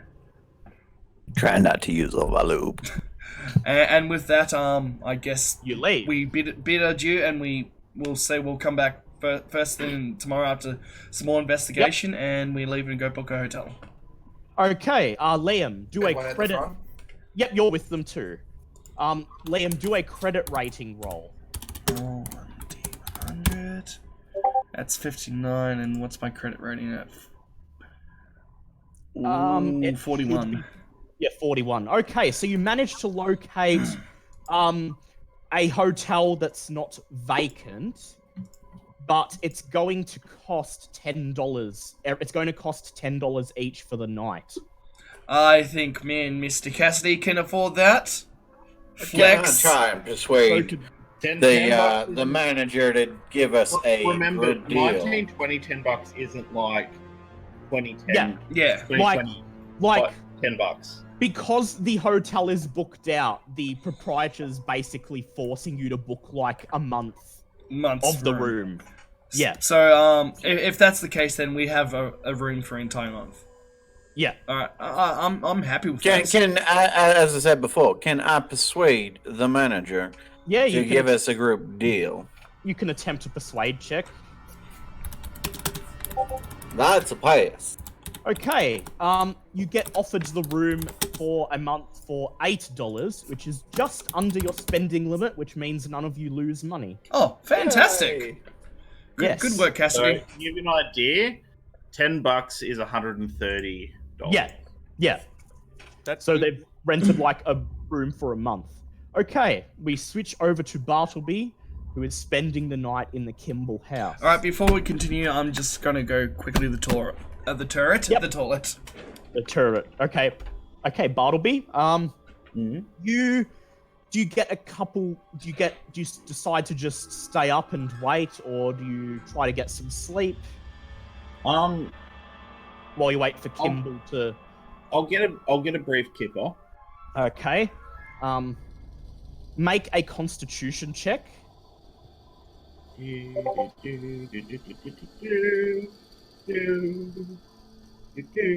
failed that con check. Okay. So you intend to just have a nap for an hour or two while you wait for Kimball to go to bed. But blood loss and alcohol. Yeah, so you can search the house. But instead, what happens is you basically pass out in a blood loss and alcohol-induced stupor. And the next thing you know, the next thing you know, you're being jolted awake by a blood-curdling scream. I'm sorry, what? What I miss? Bartleby. He fell asleep. And okay. I burst out the door with my gun. Yep. You burst out holding your gun aloft. Kimball bursts out of the study, panic and terror written on his face. He looks at you, and he opens his mouth as if to say something, and then sinks to the floor in a dead faint. Alright, I'll sling him over my shoulder and actually no, I'll just leave him on the floor for the moment, and I'll investigate I'll try and clear the corner into his room and see if there's anything in there. I mean, make sure he's still alive first. Yeah, that can come after. Okay. If he's dead, he's God dead. damn If it, he's the alive, music he's picked alive. up. Is your gun drawn? Yes, very much so. Okay. With you hold your gun, you cock it, ready it, and then you step closer to the study, and then point your gun in through the door. Make a sanity check. Oh shit. Pass. You steel yourself as you catch a glimpse of something vaguely humanoid, but featureless in the dark of the night, climbing through the study window onto the roof outside. Cool. I'll unload into it. Yep. Okay. It's quite dark, so you have to make your firearms check with a disadvantage. Oh, nice. I still pass. All right, I will now. Okay. Bang! You hit the creature, whatever it is. You hear it shriek. And then it vanishes out the window, fleeing, dropping whatever it was holding. One of the black-tomed books bounces onto Kimball's desk. I grab the book and I leaf through it. Leaf through the book.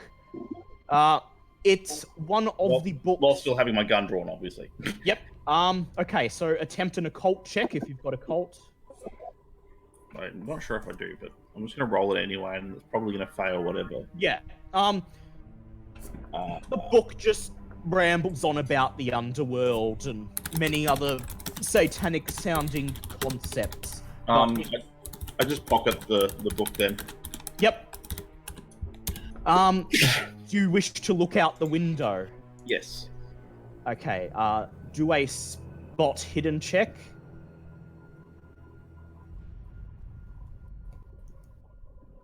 No, I fail. You look out the window into the street outside and the graveyard, but you see no movement. You climb, you withdraw into the study and pull the window shut behind you. I'll try and jam it as well if I can. Yep. Okay. Do a luck check. Pass. Yep. Oh damn. You look around and you see a set of tools that you see a set of, like screwdrivers and Allen keys and stuff that you could probably fashion some sort of barricade or jam out of. Nail the jam shut. Yep. Okay. Yep. That's what you find. You find tools and nail a plank of wood nail some wood over it so it can't be easily opened. And I'm basically nailing the window, like the bit that actually opens. So you're nailing I'm the pane nailing shut. the door jamb, like the window jamb. Yep. It looks like it would take considerable effort for anything to now get through this window. Or out. What do you do? Or out, yes. So don't try to escape through this window. I mean, I can still shoot it and then... Yeah, but still you'll get damaged. I then I'll go check on check on Kimball. Yeah, Kimball. He appears to be alive. He's just shaken. Cool. I slap his cheek a bit. Yep, you slap him until he opens his eyes. He looks at you and he feebly mutters, "Did you get it, Tommy?" Nailed it dead center, but it disappeared. He sighs and says, "Damn." He says, "Well, at least we know what's after my uncle's books." Speaking of which, I pull the tome out of my pocket and I throw it in his lap. He takes it and he says, "Yeah, your friends last night had a read through these. Apparently it's some real dark shit. Like, I mean, do we really fucking care about these books?" And he says, "Well, one of them said that if you eat human flesh, you can be inducted into the underworld." Oh. That sounds like fun. Do we care about these books? He shrugs. He says, "Well, if that thing is coming into my house every night to take them..." Just leave the books on the porch. That's a bad idea. He shrugs and he says, "Yeah, but how can we be certain it won't come back?" I don't know. Starts going after your candlesticks. You once have to Oh no! Not my candlesticks! He says, "Look, we'll wait till your friends get back in the morning and we'll decide what to do." All right. He helps you back to your bed, and offers you a nightcap, and then you go to sleep. Okay, next morning, you guys have once again assembled in the kitchen of Kimball's house. Investigators, assemble! He has cooked you do we have a full breakfast? He's cooking us. He's cooked you a breakfast, but his cooking isn't that great. It's edible, but you know, the only good thing you could say about it is you're getting it for free. But he does offer everyone sufficient amounts of bourbon. He seems to have already finished the bottle from yesterday and is now going through a second bottle. He and Bartleby have just finished regaling you with the tale of last night's encounter.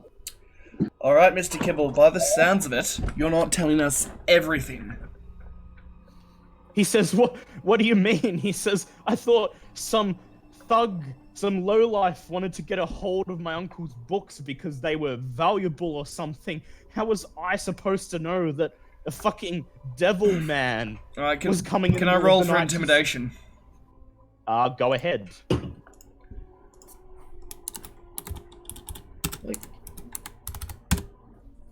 Can I follow on from that with a bit of fast talk? Yeah, go ahead. What's my intimidation? Okay, can I push that? Yeah. Well, see, if M1 passes his fast talk check, then we'll say you did good cop, bad cop. All right. Because you've rattled him a little bit. All right. Draw that. Yep, we'll do that. New method. Yep. Good cop, incompetent cop. Yes. You know, I've got a fast with 50. Oh. He takes another swig of his bourbon bottle, and then he sits down. Let's talk 60. Yes, pass. Yep. And he Tommy. So, I just want to say, if there's nothing for you to hide, I'm sorry if I accused you of trying to kill your uncle the other day, but there's some weird stuff going on. I was like spinning my 38 special, just cocking every single time I can. And what's going on here? What's been happening in the last few leading up to your uncle's death. What's going on? He takes a swig and then You know something. You know something. sort of slumps down on the kitchen table and he says, "Look, all I know is that before he disappeared, my uncle was going on about how he had seen something in the graveyard and that he knew they were under the house and that they wanted I'm him sorry, to who's join under the them." house? He says, the things. He says, the catacombs that are under the graveyard, they supposedly go under this whole neighborhood, potentially under people's houses. So, do you know of any secret passage under your grandfather's house that we might want to seal up? Because we've just sealed up a window, and that means that if they're going to come back, they're going to come back through a secret passage. And go clear the shit out. Okay, so I want the professor to make a luck check.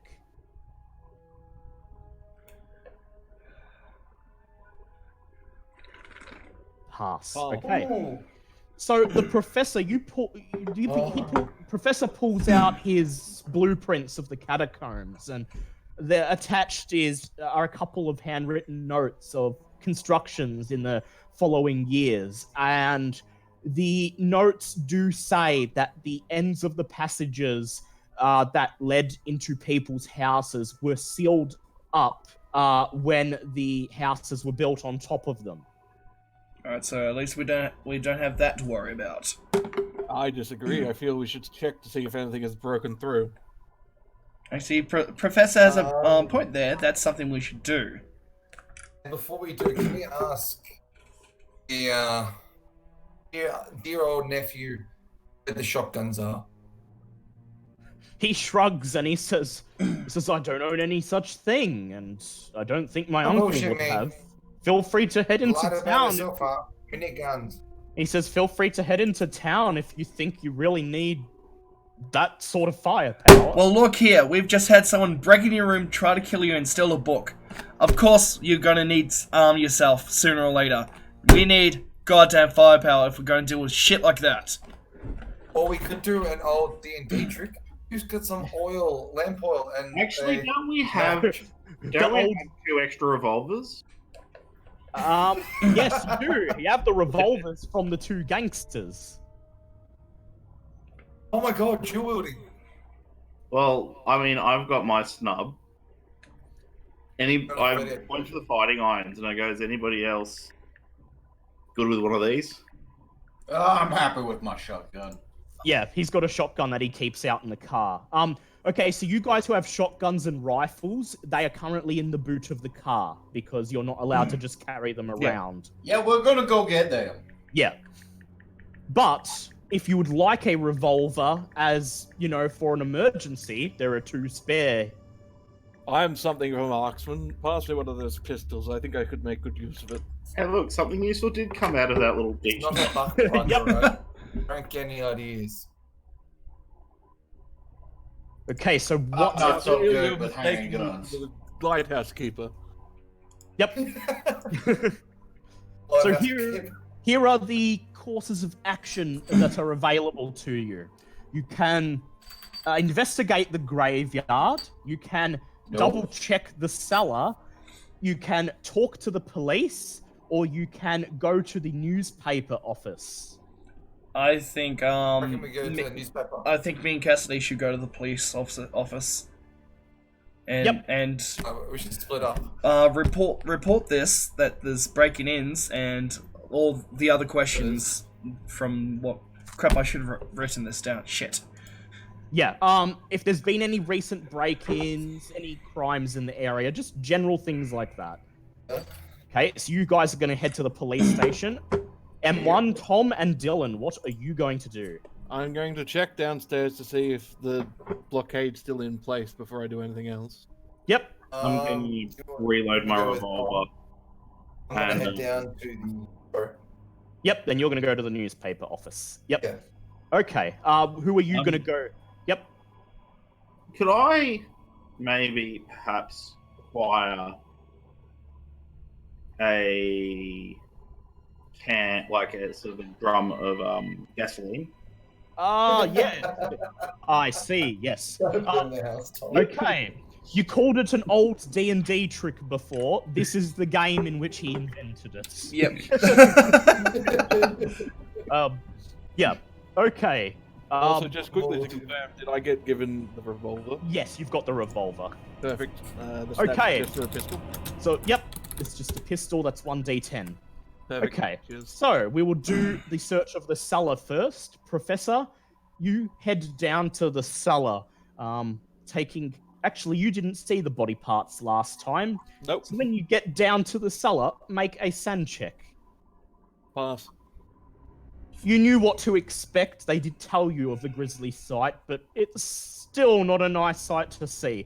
Perform a spot hidden check. Pass. Okay, the small secret compartment where the body parts have been discarded appears to be what's left of the entrance down to the catacombs, and it looks to have been bricked up quite securely. Excellent. Nothing will be coming that way without making a great deal of noise. Okay, over to the police station. All right, Cassidy and Ace, you drive to the Arnoldsburg police station. The Arnoldsburg. Sorry, couldn't resist. Yes, the Arnoldsburg police station. Get to the chopper! The police station, rather than being on the main street, is out towards the other end of the suburb, on the edge of a residential area. The building is very, very gothic in design. It's got castle spires, gargoyles, stone pillars, and the sign reads Arnoldsburg Police Department. It was apparently converted from an art museum in the 1870s. Perhaps explaining its strange appearance. That is pretty cool, though. Just saying, pretty cool. Yep. So you enter. The lobby is almost completely empty, save for a lone receptionist who is currently typing on a typewriter at the counter. She's separated from you by a sheet of the 1920s equivalent of plexiglass. He looks up at you and smiles as you The enter. 1920s equivalent of plexiglass would be glass. Yep. Yeah, glass. Okay. Really thick glass. just glass. Just glass. Glass with a little hole so she can talk to you and retrieve paperwork. Yeah. As you enter, she smiles at you. What do you do? Alright, Matt, did you want to take this one or did you want me to? Good evening, young lady. I'd just like to Actually, first off, inform. First off, before we do anything, can I just say we both flip our badges? Yep. Yep. Okay. Do a luck. Which of you has the lowest luck? What, I've got 50. that'd be you then. Yep. Okay. So do a luck check. Oh god, this is gonna go horribly. All good. I have faith in you. Oh, yay! The woman's eyes screw up as she examines the badges. She stares at the badges as if she's studying them. You notice she spends a lot of time lingering on the green triangle engraved on your badge.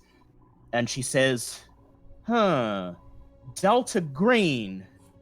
Why haven't I heard of that agency before? Ma'am, if you had heard of that agency, you wouldn't be alive right now. She That's seems no way to run a government. she kind of half smiles at you and she says, okay, so what do you need today? Alright, Matt, I'll leave this to you. Ma'am, we'd just like to inquire into any missing cases in the near recent term. She says, okay, well, I do believe Detective Brick is in charge of that. If you would just wait a few minutes and he'll be right with you. Thank you very much, dear. She gestures towards the wooden seats. You take a seat and you wait for a few minutes. After a while, a middle-aged, tired-looking police officer emerges. He looks up, he says, "You guys, the feds?" Sir, Something like that. if we're worse than the feds. If you ever see us, Sir, if we come to investigate your town, you know shit's wrong. Thank you. That's what I was trying to get at. God damn it. He takes a look at your badges once again and he says, yeah. Delta Green. Now, if my information is in order, you'd be the boys working on that case out of Innsmouth. That'd be correct, sir. He says, yeah, all right, come into my office. And he motions for you to follow him. Takes you into his office, where a very large filing cabinet basically takes up the entirety of one wall. He opens it and begins flicking through the folders, reading the labels under his breath. He eventually grabs a stack of them, plonks them down on his desk, and takes a seat. He lights up a cigar and he says, okay, so, anything in particular you'll be wanting to check out?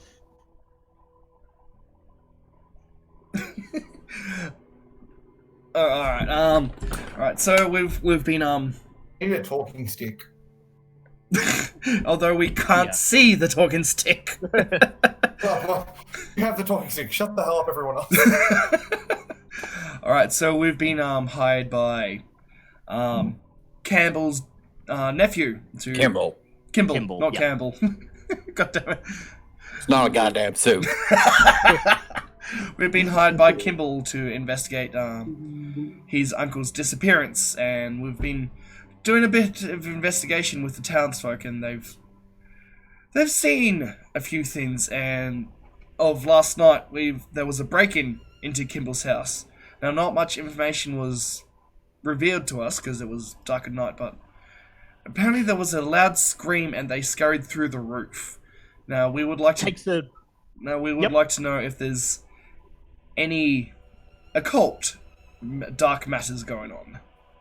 Takes a drag of his cigar and he begins to flick through some of the files and he says, yep, well, been no reported break-ins for about a year now.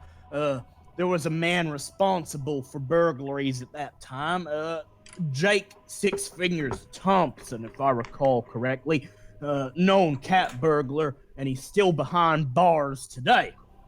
He says, occult stuff? Well, I suppose you'd be talking about the cemetery then. That's indeed correct, sir. Unfortunately so. He says, well, a couple of things come to mind. We have a string of disappearances. He takes out several files and begins to lay them in a line across the desk.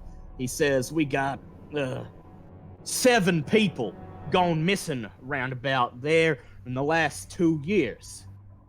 He says, and some months ago, there were reports of some strange noises coming from the cemetery. I made a point of sending a patrol around, but it was quiet as a grave. God damn it. He chuckles at his own joke. Yep. Okay, no, that was good. I do like that. And what would you describe these noises as being like? He opens the file and begins to scan through it. Takes another drag of his cigar and says, what's it say here? Well, we got loud shrieks, sort of animalistic, chanting, rumbling underground, apparently, and screaming. Great! just fucking great. And when was the last reported case of all this? He, again, takes a drag, taps some of the ash into an ashtray, and he says, let's see here. About 3-4 months ago. Well, it seems that this is starting up again, as I just regale him once again of what happened last night. He shrugs and he says, hell, it ain't my problem. You're the Delta Green boys. Well, sir, I do believe this is your jurisdiction as well. He finishes off, he butts out his cigarette, and then he laughs, and he says, hell, I ain't paid enough to be dealing with beasties and ghoulies. He says, I just try to keep the peace. Well, is detective or constable? Detective. Well, detective, if you want to keep continuing the peace in your fair town, I would humbly request some help on this matter, or from what me and my partner have seen in the recent few months, shit will hit the fan. Make a persuade check. Oh, shit, I don't have persuade. Can I? If you don't have it, it's half your appearance. Well, I do believe that it is in the town's best interest that you help us, good sir. Do you have persuade? So I took over. That is a pass. Oh, nice. He says, all right, look. You see yourselves doing anything that might turn out troublesome?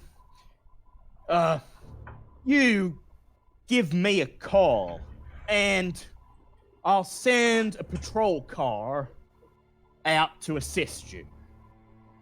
Well, detective, that is mighty not kind of you. We would, with what the way things are coming out to be, we would need all the help we can get. He shakes your hands and then escorts you out of his office. Also, meanwhile, also just assuming we're just like giving walkie-talkies, so we can call him, or do we have to use a phone or something? He means the phone. Okay. Yep. Okay. Yeah. Meanwhile, we go to the newspaper office, the Arnoldsburg Advertiser, where Jim Delacroix has decided to search for unedited and unreleased details about past happenings. Mr. Delacroix, you enter the lobby, the reception area of the Arnoldsburg Advertiser. It is decorated with framed copies of the newspaper, presumably of important issues. And aside from the receptionist's desk, there is a long green couch that you presume is meant for people who are waiting. The receptionist looks up at you, and she smiles, and she says, "Oh, do you have a complaint to file? A correction, maybe?" I have not so much complaints, not so much anything really. I've actually got a bit of information from all right. fellow news All right. boss. I know you're trying to role play and whatnot, M1, but it's kind of getting a bit hard to understand you. Is it really that bad? I can make it out. But if okay. you want to tone it down a little bit. It is my shit ability to communicate over my internet. Yeah, it's probably more the internet's fault. Yeah. There's this internet thing. So about this? Is that much better? That's a bit better. Yeah, it's can do probably that. not much better. I'm gonna say, excuse me, can I need to requisition some information. She says, yeah, so are you police, government agent? No. Another credible news source, much like yourselves. I need you to find out about this certain document. You see, I this particular time, at this particular date, perhaps you can find out goings on of at the Kimball's house. I need to know exactly about this exact issue. What happened? She says, oh, another newsie. She says, Another? just take a seat there. As you take a seat, she pulls up a phone on her desk, dials a number, and then simply shouts, "Hey, William! Someone here to see you!" And then she slams the phone down. A few minutes later, an overweight, bald man with a moustache comes waddling out of the office area. He looks at you, and then he says, "Now, what is it, Alice?" The receptionist says, "William, this man here, he's a freelance reporter, and he wants to go through our archives." William scratches his head, and he turns to you and he says, "Why don't you come over here, boy?" Boy. You walk over to him, Alright, and he says, have we got an Arthur Morgan or Kratos? Boy. "Boy." He You says, look mighty fine, boy. he blows cigarette smoke in your face, and he says, "And what exactly would you be wanting to get out of our archives, son?" Oh, just a bit of information regarding this article. It seems to be withdrawn from the local library. I just can't seem to know why. Why anyone want to just some general news? Why would you want to withdraw it? He says, "And you work for one of those city papers?" No, I'm freelance. I have no one else wants to deal with me except, really myself and my own readers. So He turns to the receptionist, and he begins to talk in a deluge of bastard French. Perform a language Cajun roll. been wanting to use this for a while now. Yep. I gave it to you. Cajun. Cajun French. Yep. Oh, nice. That's a very good success. You hear him. Bonjour, comment You allez-vous? hear him basically say. All right, sorry, I've got to interrupt this. Yep. One of the people in the chat says M1's portrait looks a bit like Hannibal Lecter. Automatically make it M1. You've now got a favorite. You're his favorite. Yep.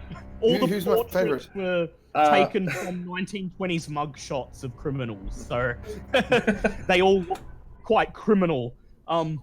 Yeah. So you hear the editor and the receptionist basically say the following. The receptionist says, "We're really gonna let him into our archives? He's from one of those big city papers, and we don't like them." The editor says, "Yeah, and tell you what, you quickly go in there, I'll stall him, and you take all the articles about that fucking graveyard, and you hide them away. I ain't gonna have him publishing in his fancy big city paper that we made a mistake and had to retract an article. He's gonna drag our name and reputation through the mud." Can you the exact address, the name of this news reporter that published this article to retract it? I need. You might have. Do you say this in French? I do. Omelette du In fromage. fact, I will say it to you in French right now. Do you want me to talk in French? Oh, please no. Okay, and let me just open up Google Translate. Oh, God. Okay, French and not French. translate. Okay, hear me out, guys. I'm gonna translate this from not English to Swahili. Swahili. Okay. Let me Oh God, this is gonna be hilarious. Can you help me? Jesus. Okay, here we go.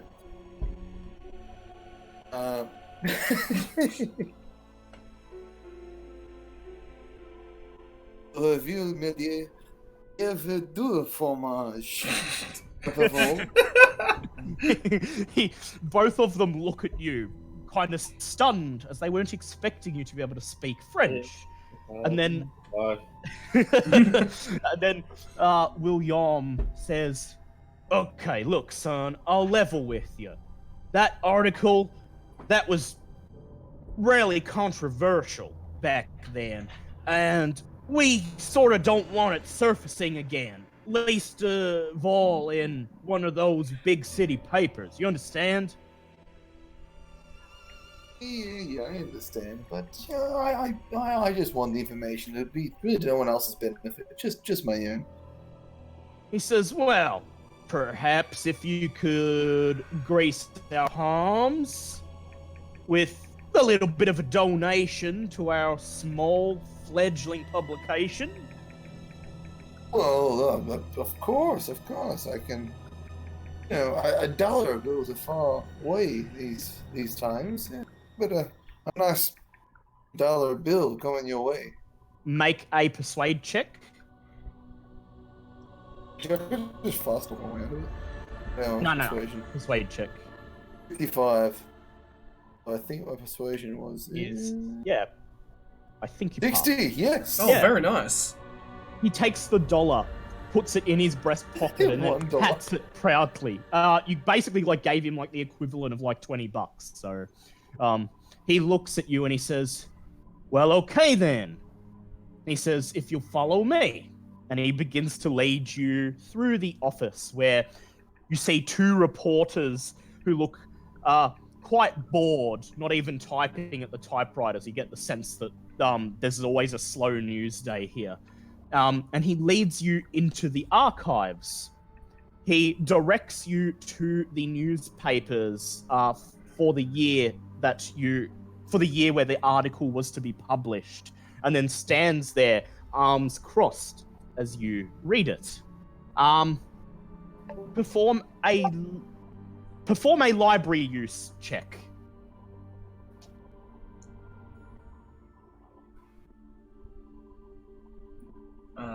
You there? M1, you there? Hello. M1, there you are. Okay. Yep.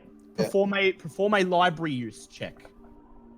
I shall reach for a library card and see if it still scans on the barcode scanner.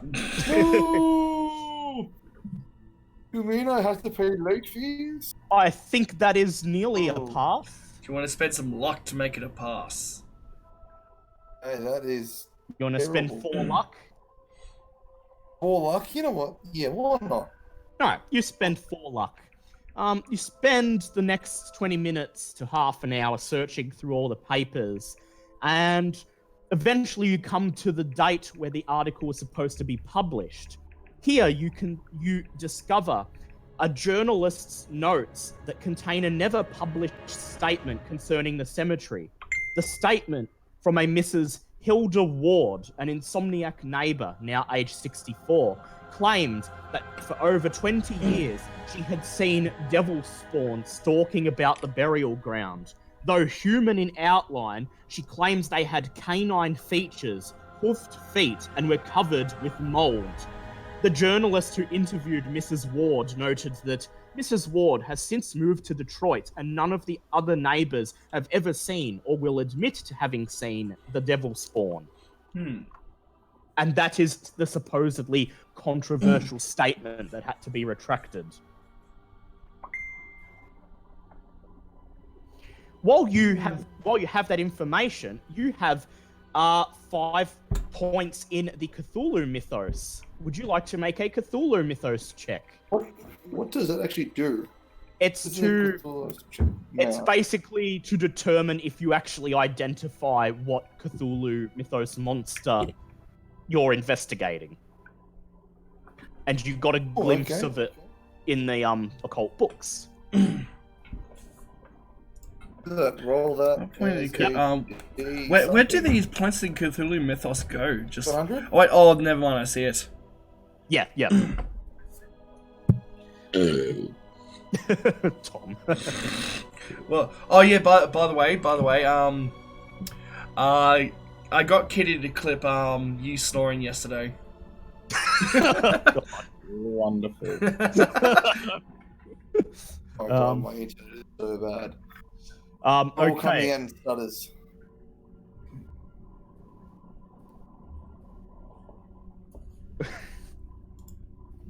Everything just goes quiet again.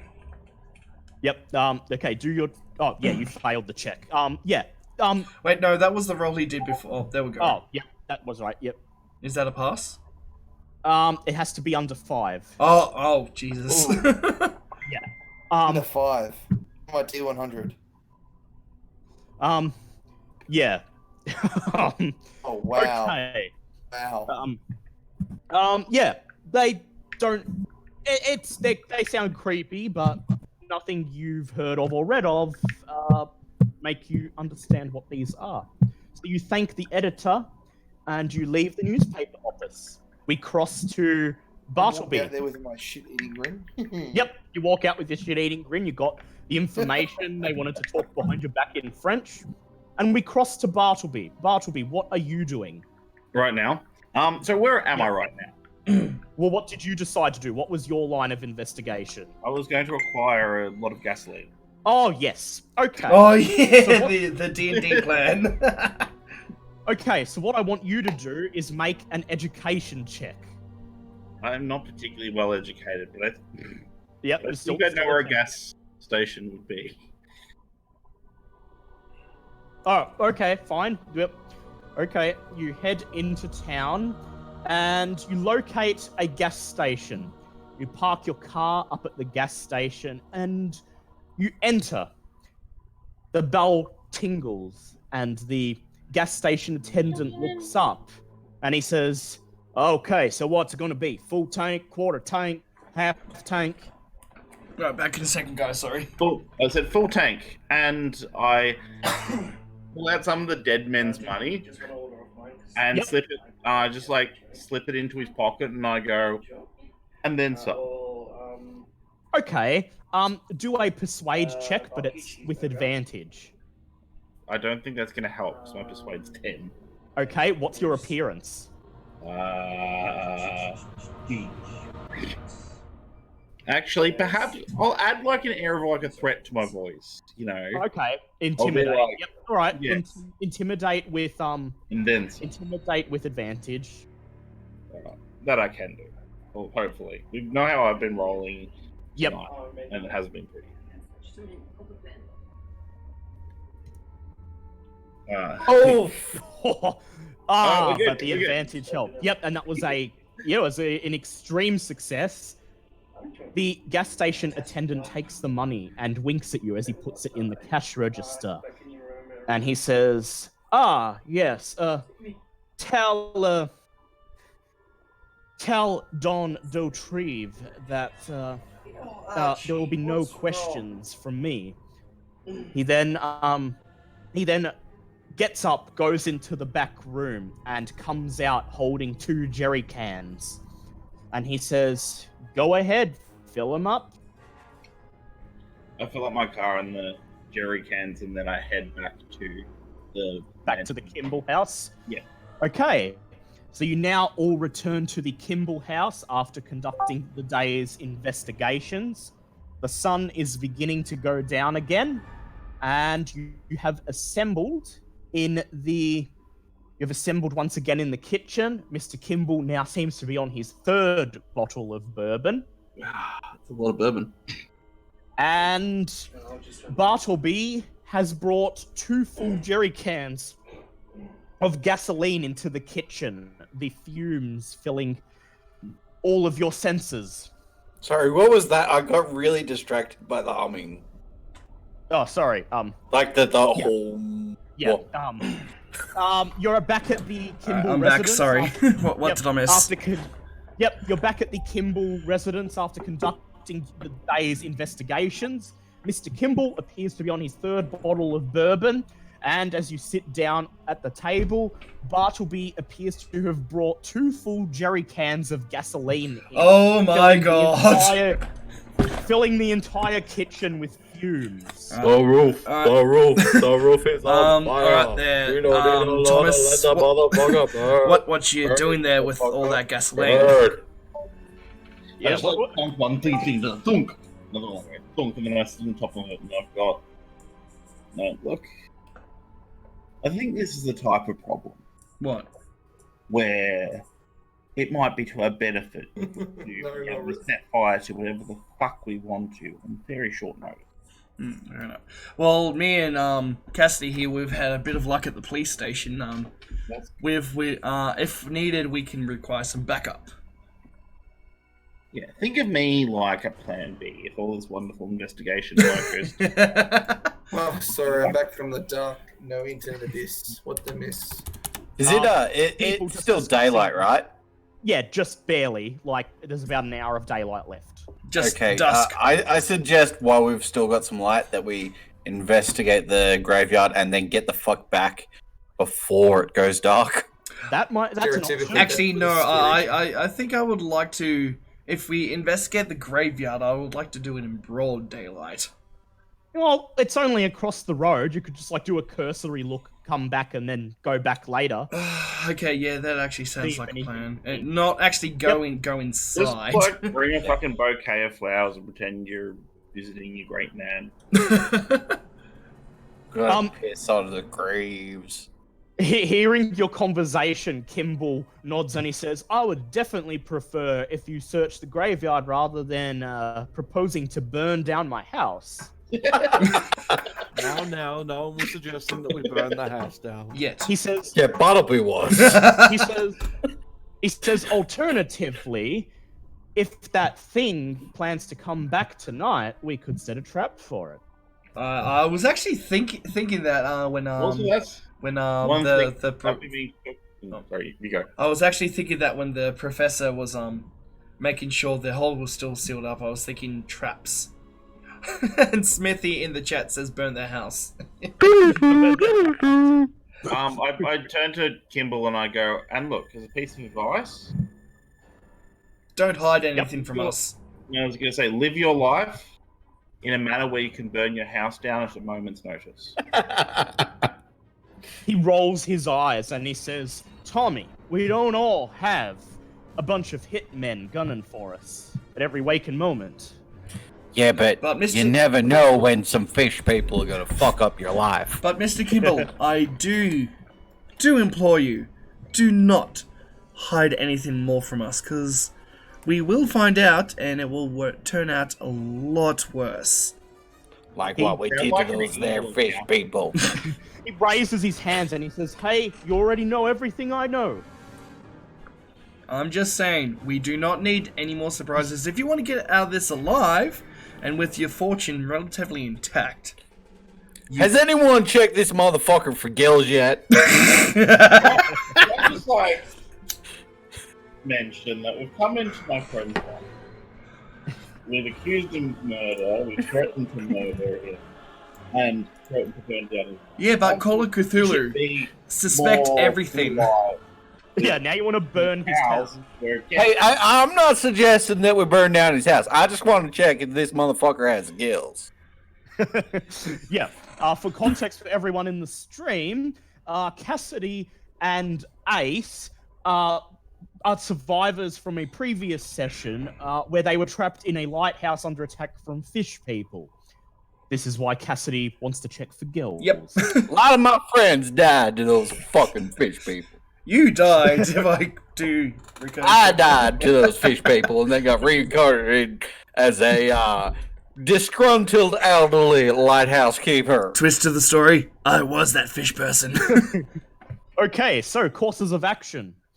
Do a brief investigation of the graveyard, burn the house, or attempt to set a trap for the intruder. Alright, this is another one where I said, you might have to play as M1 for the time being, he's going to the toilet. Yeah, that's fine. I say we split up. Yeah. We some of us... half of us set up the traps, half of us investigate the graveyard. Yeah. Okay. The outside of the graveyard. We're not stepping in. Oh no, we're not going into any mausoleums. No, not tonight. Just walking around the grounds and seeing if you find anything interesting. Mm-hmm. Exactly. Like 10-15 minutes. All right. We are not going to be there after dark. Alright, so me and Cassidy, you grab your shotgun, I'll grab my rifle. Yep, that is a good idea. Bartleby, the professor, and Delacroix are going to stay in the house and set a trap, unless any of you wants to go with them to the graveyard. I'll go with them. I'm not one for building traps. All right. I will accompany them To the graveyard. That kind of moots the entire point. Yeah, we need people building traps while me and Cassidy. I will be assisting in my trap building. Alright, you'll be assisting Delacroix. Okay. So, you grab your firearms out of the boot of the car, and you cross the street to the lighthouse. The graveyard. I'm having flashbacks now. Flashbacks. The cemetery is reasonably well tended. The vegetation is quite abundant, with lots of tall bushes and ancient trees dotting the spaces between the gravestones and tombs. It's clear that the cemetery has been here for many years. You estimate that you have just under an hour of daylight left as you enter the cemetery grounds. One of you may, whoever has the highest track, one of you can roll track, and one of you can roll spot hidden. I'll roll spot hidden. I haven't got track. Okay. I'll have track. All right. Okay. So just. And that is definitely a pass. All right. On spot Okay. hidden. Did you still want me to roll something? Hey, bitches. No. Tell you my Wait. piece was feeling great. Yes. Feeling Oh great. shit! I realized I'm on stream. Hey, how you doing? We'll see if you find. We'll see. If you need to roll anything. Okay. Okay. You spend about 20 minutes just looking around the grounds, examining some of the tombstones, seeing if there's anything out of the ordinary. However, as you move through the graveyard, despite the fact that it is still daylight, And can I just stress the fact we're not going deep into it? No. You're just going through the grounds.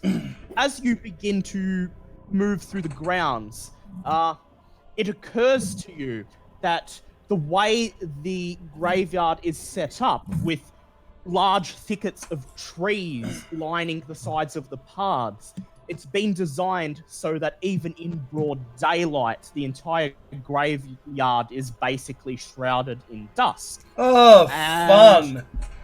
You begin to develop a rather paranoid feeling that you're being watched. We need to get the fuck out of here right now. Now!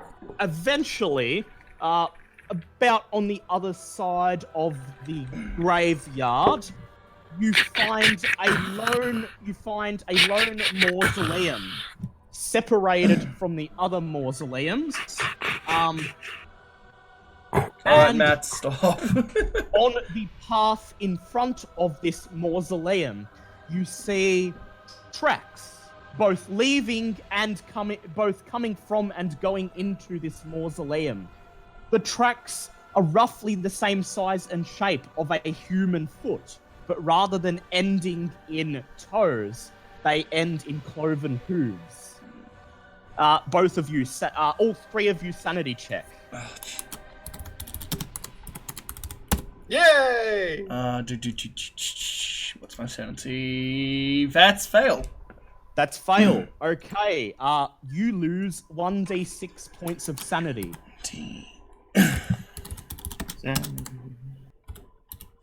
Nope. Insane in Oops, my brain. Nope. No. All right. I don't think you want to lose 6. No. Ah, shit! Rolling some D. Oh, fuck! Oof. Yep. I'll roll. Punishment for your crime. That's 49. Yep. Okay. There we go. Oh, you were nice to me. Okay. Oh no. Yep. Yeah. Okay. Okay. Make an intelligence check. All of us? Just you. We're determining to see if you go like batshit insane or. Oh, just shit! God damn it. Roll 1d100. Keep in mind that if it's a pass, that means you fully comprehend the situation you're in. Intelligence Go is... insane. Yeah. Okay, what was that? That's a hard pass. Yep. Which is bad for you, unfortunately. What?! Because you have comprehended. You've fully comprehended what is happening, and that's what drives you over the edge. What?! God You damn. immediately you look at the you look at the tracks and you immediately are assaulted with a flashback of similar tracks, not quite the same, a bit less human, in the middle of a thicket in the rain on a certain island. Oh, god damn it. You're suddenly overtaken with a sense of bloodlust and vengeance. You cock your rifle and you kick in the door Oh, fuck to off. the mausoleum. All of you make constitution checks. Oh, God damn it. fuck. God damn it. Fail. Pass. That's... Okay. You are... As you kick open the doors to the mausoleum, a terrible stench fills your nostrils as a yellow gas rises from the ground. Cassidy, you manage to hold your breath and suppress your gag reflex, but the other two of you immediately start coughing, spluttering from the terrible, terrible stench, and you begin to feel woozy. You're struggling to stay conscious, and just before you pass out, you notice the mausoleum is filled with scattered body parts, just like the cellar. You then fall to the floor, unconscious. Cassidy, your two friends have passed out. You've managed to hold your breath. The mausoleum is full of dismembered body parts, and at the very back, what appears to be a large, hand-dug tunnel leading down below into the earth. Yeah, I grabbed my friends and I dragged them the fuck out of there. Okay, Liam, what's your size? My size is 70. 70? Okay. Dylan, what's your size? 60. Okay, to drag Dylan's character out, you need to roll under 40 strength. Oh, come on. And in order to drag Liam's character out, you need to roll under 30. And you can only drag one of them at a time. Alright. Reminding, I have body armor and a rifle. You do. I suppose I should go with Liam, seeing as we're He's kind your of partner. partners. Yep. Okay, try to drag him out. Okay, you do drag him, but it's taking a long time. As you slowly begin to drag him out of the mausoleum, the sun begins to go down, Shit. and you begin to hear something moving in the tunnel below the mausoleum. Do a luck check. Me? Yeah, you. Yes. Okay. Shit. Great. That's a fail. Wait, how much of a fail? But 8, No, and it's you a can't luck spend- point. you You can't can't luck spend check. luck. Yeah. Oh, okay, Luck yeah, check. okay, yep. Sorry. Just as you were pulling your partner out of the mausoleum and onto the path, something terrible begins to emerge from the hand-dug hole. Oh, no. Ready my shotgun. Make a sanity check. Oh, this is gonna go terribly. That is bang on. That's good. You've somehow managed to avoid going crazy. You see a loathsome humanoid with rubbery skin, hoof-like feet, canine features, and claws. As it sees you, it opens its mouth and shrieks. Shoot the fucking thing. Shoot it now. Okay, what's your dexterity? Dexterity is 60. 60, and yep, with gun drawn, that adds a plus 50. Okay, so you go first. If you wish to shoot it while still holding Liam, that's going to be at a disadvantage. Otherwise, you're going to have to let him go. I'm gonna let him go for the shot. Drop him in front of you. Wait, fire. That is a hard pass. Wait, since he's Yep. dragging me, M1 is, me and, Cassidy are further up than M1, correct? Yes, then Dylan, yes. M1's Well, still oh, in the Dylan's house. with us too, okay. Yeah. Okay. Okay, Yep. so I've got to do 7. shotgun damage. Yep. Okay, so you do shotgun damage, which is 4d6. Yep, 4d6. 13. 13 points of damage. Bang! You fire your shotgun at the creature. Its hard, leathery skin seems to repel a large God damn it. percentage of the shot, but you see Oh. small pinpricks of blood as some of its skin begins to tear. It screams, "Rah!" and it rushes for you. Its mouth and claws gunning for your blood. I take my Okay. second shot. Well, you can attempt to dodge.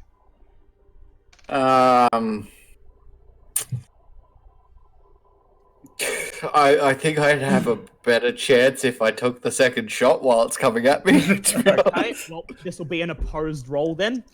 What's an okay, so opposed roll? It means that your success on your firearms has to be better than his success Oh, at his okay. attack. Yep. So do your firearms roll. That is a hard pass. Oh, Yeah, that's Like, a hard. Okay. That's a huge pass. So he needs an extreme, and I shall roll. Here we go. come on. Here we go. And I'm rolling. Oh. And okay. I'm going to upload a photo in the chat. Oh, God no. No. We're all dead. We're all fucking dead. Actually, I'll send it. I'll send it to Liam on because I can't get my phone to upload to Discord. I'll send it to the Facebook chat, and Liam, you put it in the chat. Okay. Oh, no. We're all fucking dead. I'm not there. Yep. So I might survive. Music knows what's happening. Oh. It's like 13, isn't it? Forest is a coward. It's fucking 13, isn't it? Oh no, let Forest me is say a this. coward. Oh no.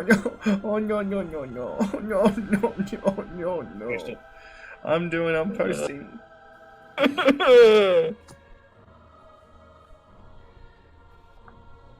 A 7. Yep, which is an extreme success. Oh. The What's creature. your one question. What's your firearm skill, Matt? 95. Yeah, so that's an extreme pass on his as well. Ah, yes, it is. Okay, so in that case, you both have an extreme pass. Whoever has the highest skill value passes, the monster has 98. Oh, god damn it. Shit. Unfortunately, it leaps onto you, swiping with its claws. And let's see. What's its build? Ooh, okay. So that's 3d6. Okay, you take 7 points of damage, and it pins you to the ground. It's on top of you. Do you struggle to break free? So Rifle. none of this wakes us up from being unconscious. You can now both make constitution checks if you wish. Okay.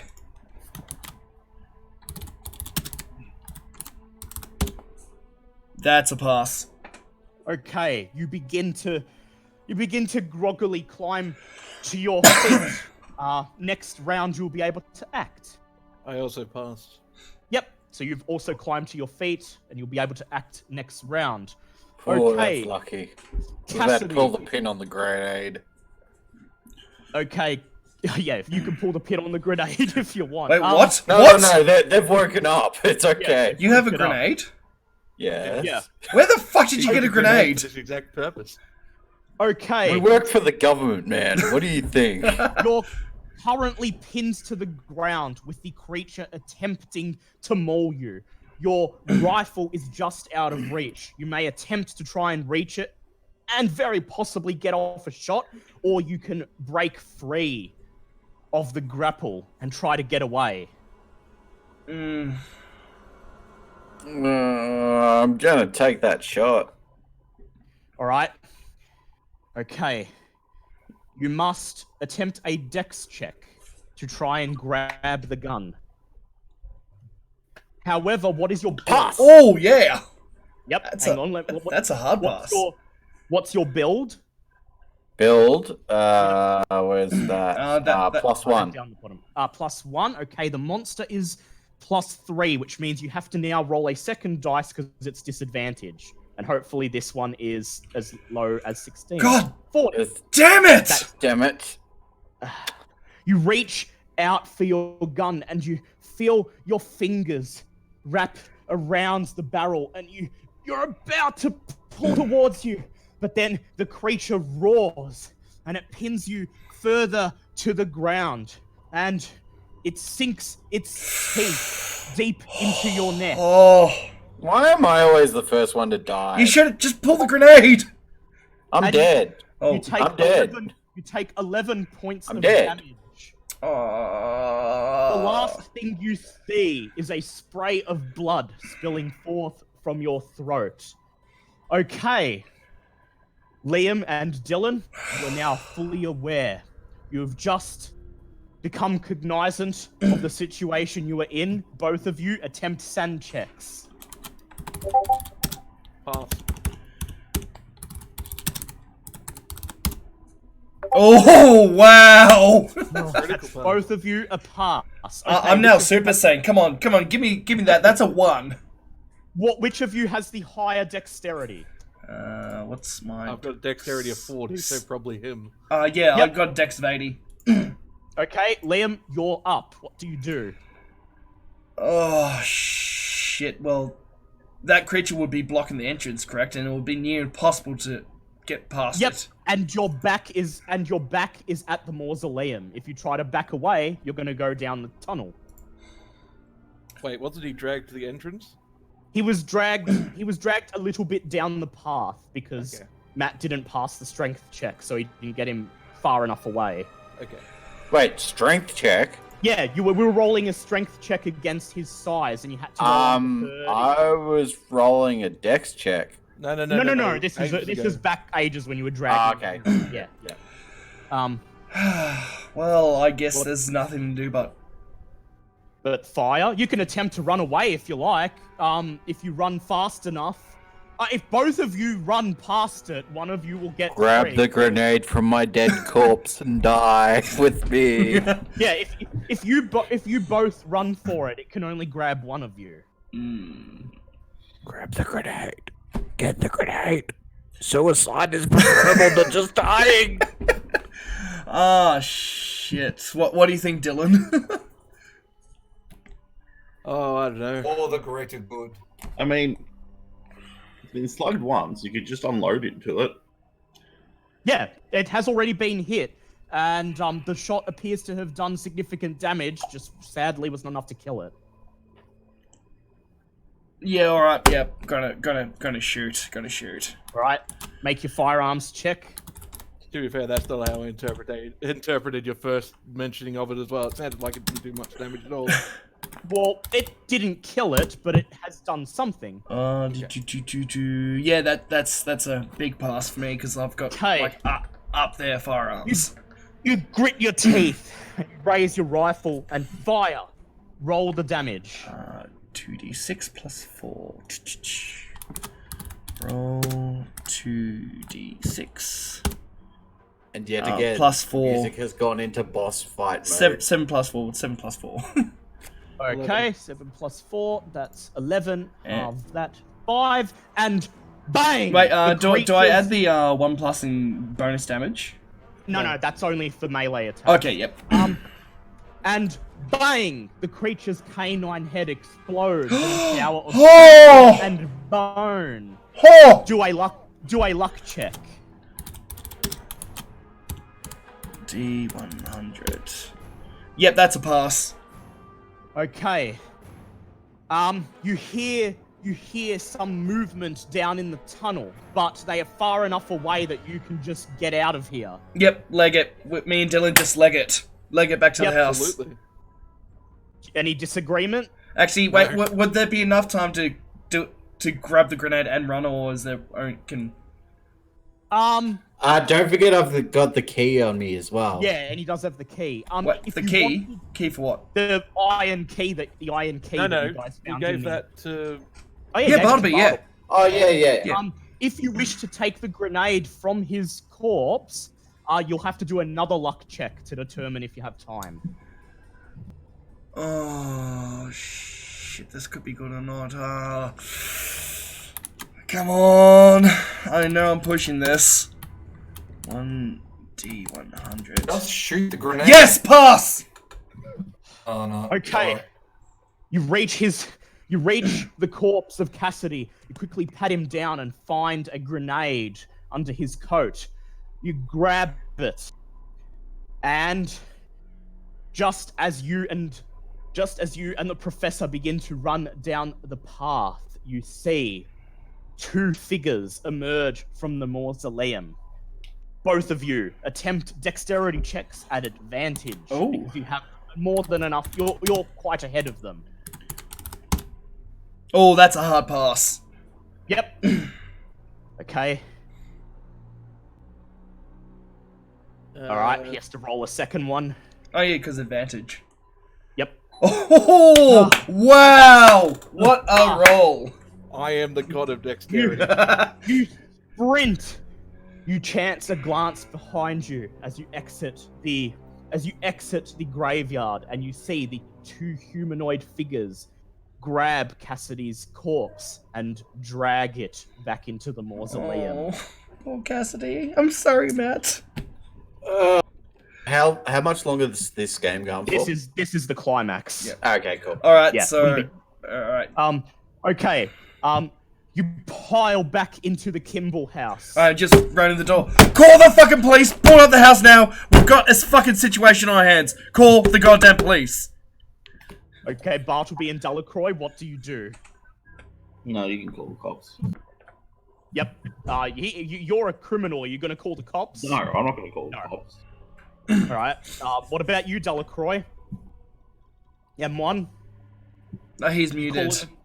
Oh, yeah. Alright, screw it. Okay. I'll call the police because Yeah. I've talked to them before. I'll call the Blake police. is here. Do you want to call... Are you going to try to stop him from calling the cops?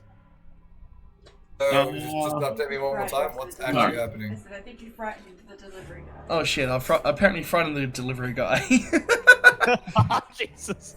Poor menu guy. Yeah. So I shot the dog. What? No, Call the police, Right. we can get back up. Are you going to try to stop him, Tom? I said no, I let him. Okay, you let him. All right. Do a luck check, Liam. Oh. That is a pass. Okay, the phone rings once. It rings twice. It rings 3 times. It rings 4 times. Then there's a click, and you hear Detective Brick's voice. Detective Brick, Arnoldsburg Police Department.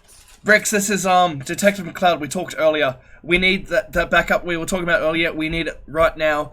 My partner Cassidy has just had his throat ripped out by some kind of monster in the mausoleum. We need all your men to the Kimball house right now. He says, Kimball House. Right? Hang tight. He then hangs up.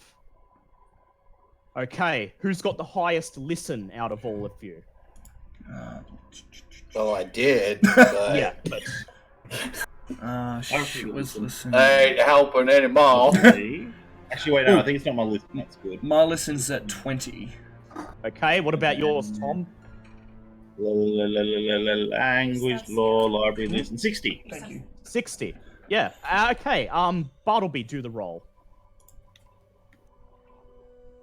85. Okay. M1, do the roll. I've got 60 as well. Oh yeah. Okay, Dylan, do the roll then. We'll see if either of you gets a pass. No. Alright, M1, do Right. the roll. It's all on you. It's all on you, M1. Wait, can I attempt to roll as well, or... If you want. Oh, never mind! M1 has passed.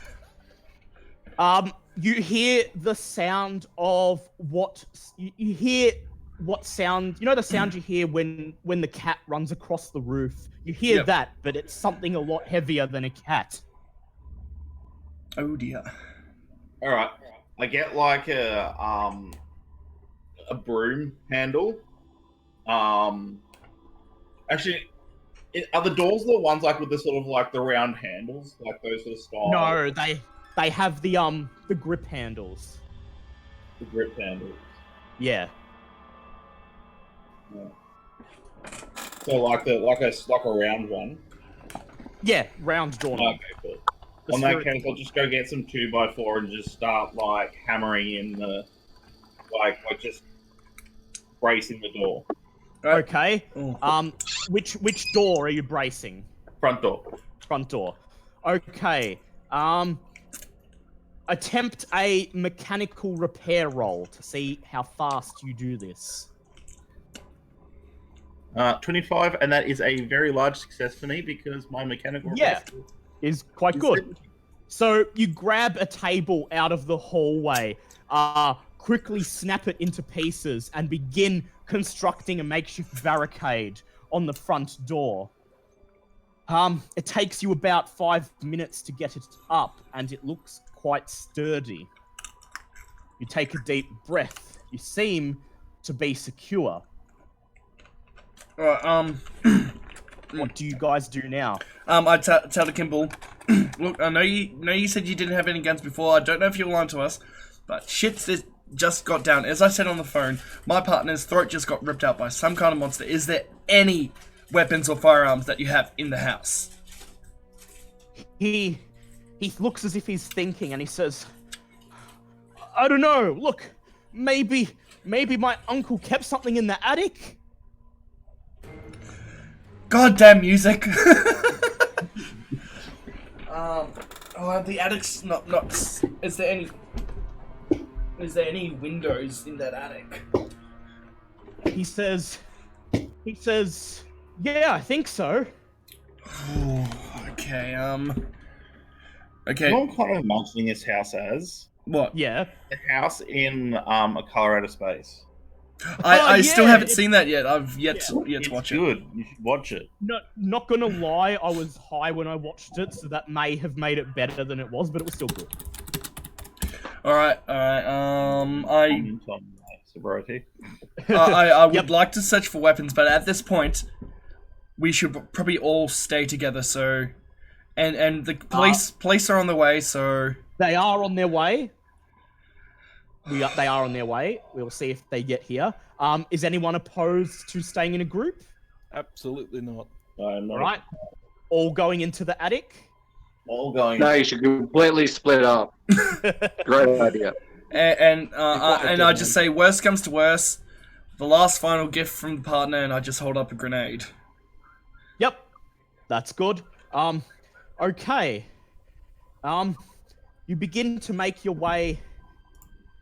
Also, keep in mind there are all the downstairs windows. Just pointing out that there are downstairs windows. But Don't they forget are the all, traps. Yeah, they are all locked. Wait. These guys didn't have enough time to set up a trap. God damn it! As you begin to run upstairs to the attic access, you pass the study, and you hear a loud bang as something bangs on the boarded up window. So all of the ground floor windows are barred, by the way. It's the upper windows that are not. And Bartleby had the foresight to block this one. So that's... All right. And it's the only one... This is the only one that's accessible from the overhang outside, so... So that's good for us. Yes. Okay, good. You see the cord to pull down the staircase to All the right, first, attic Bartleby. and Can you go lock that door? to the study. Yeah. Yeah, which door? Study door? Yeah, the study door. Like, how Okay. how many rooms are in the upper floor? So there's the study, the master bedroom, the guest bedroom, and a bathroom. However, the only one with a window that's accessible via the overhang that you are aware of is the study.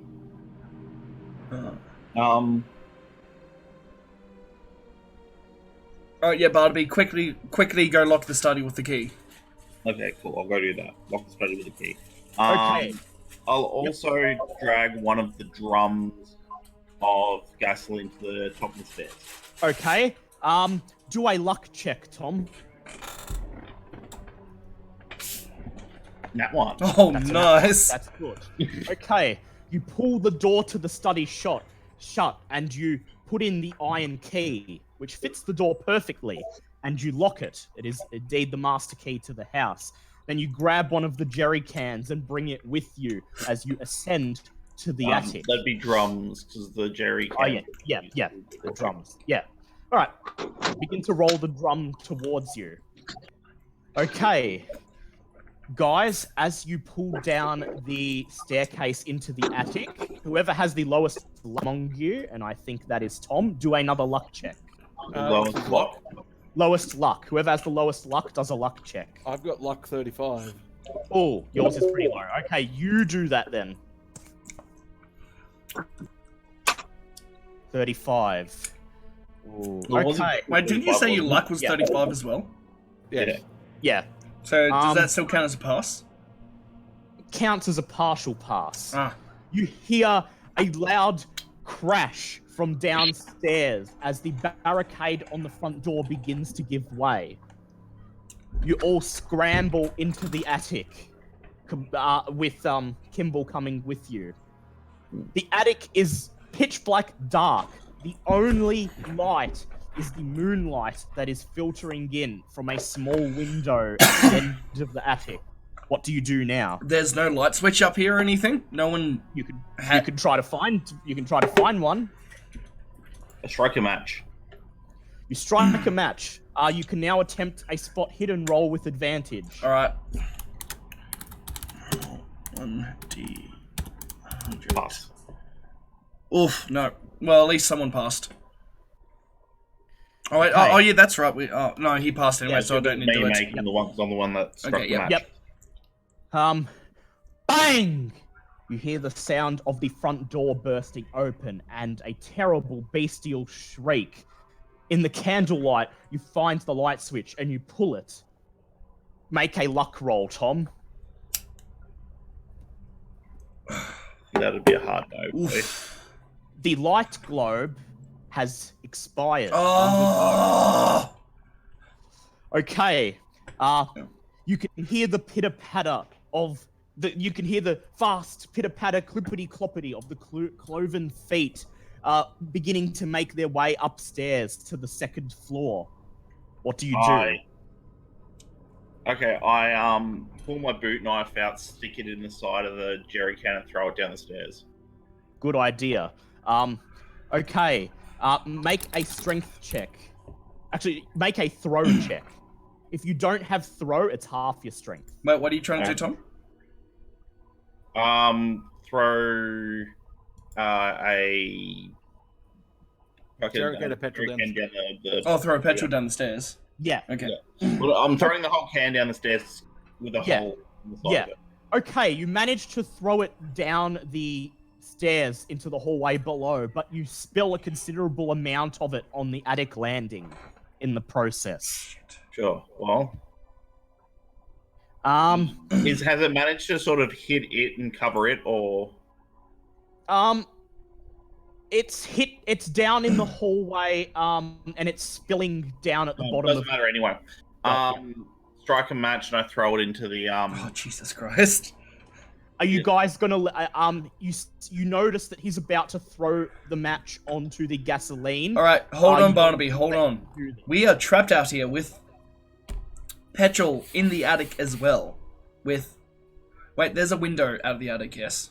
Yes, precisely. Yes. Okay, with only one escape route, and if you do that, the monster will most likely go.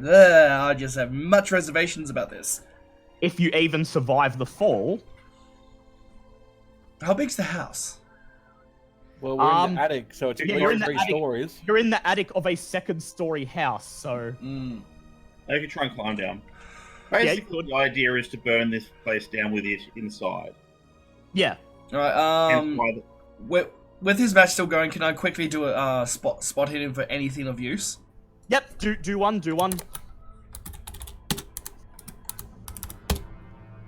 Can I push my luck on that? Yes, you can.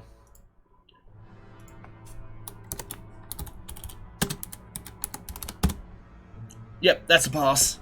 Okay, you quickly look around, and in the candlelight, you see the large shotgun that Kimball was speaking about, stuck on a rack on the wall.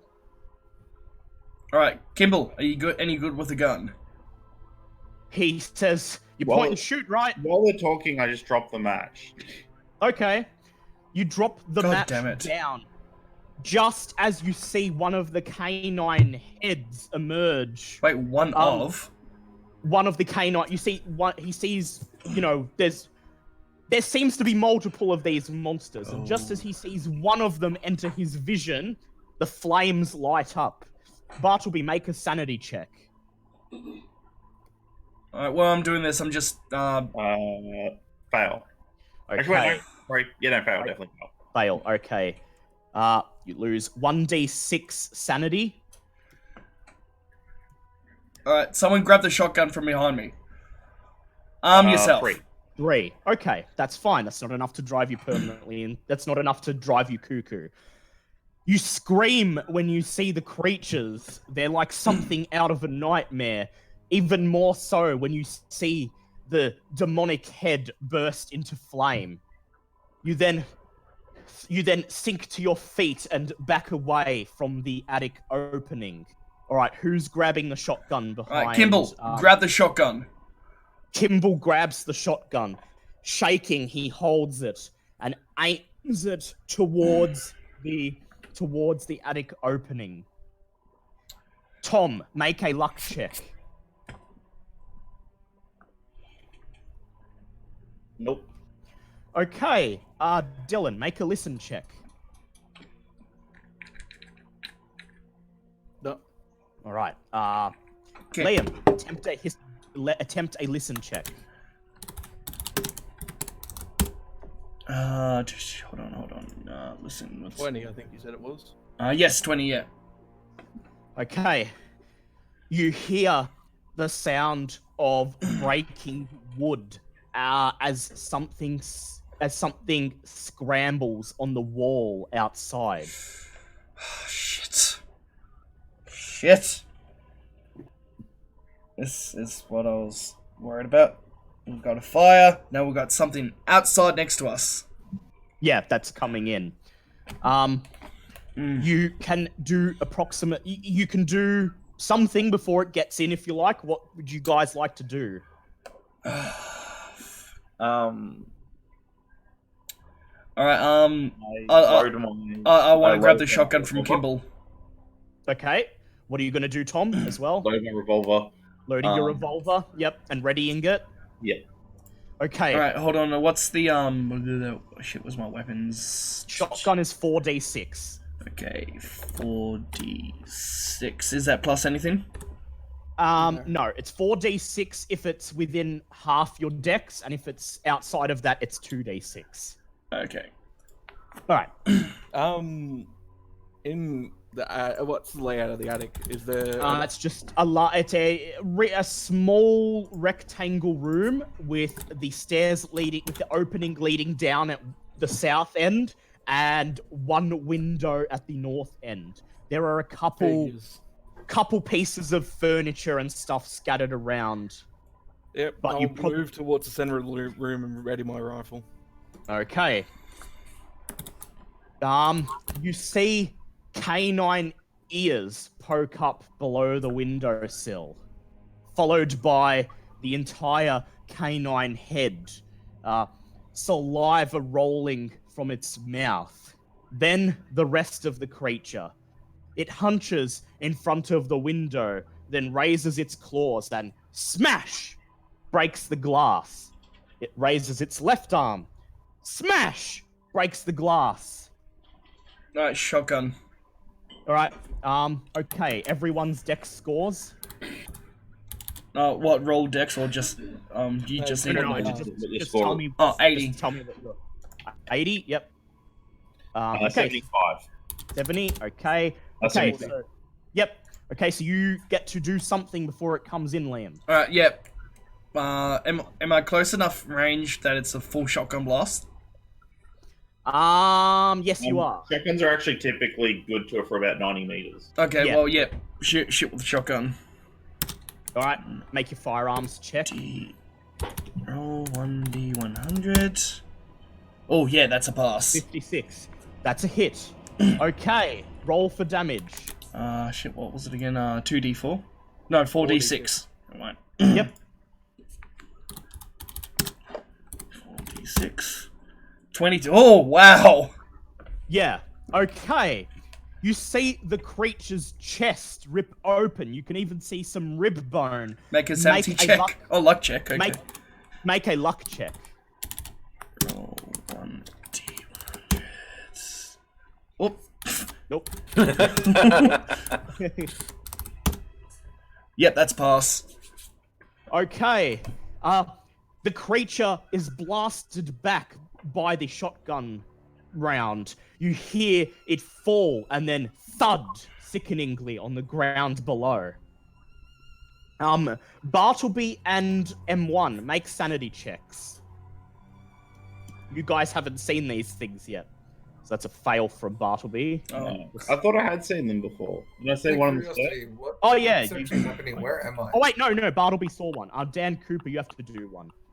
Okay, so the party is hiding the party is hiding in the attic of the house while the house is on fire, and canine-headed creatures try to get to you. So this is after the mausoleum? Yep. Yeah. One of them has tried to break into the attic. Liam shot it and blew it apart. And you're now making a sanity check because you've never seen them before. Alright. I try and climb through the attic window onto the roof. Okay, yep, you pass M1. Okay, make a climb check.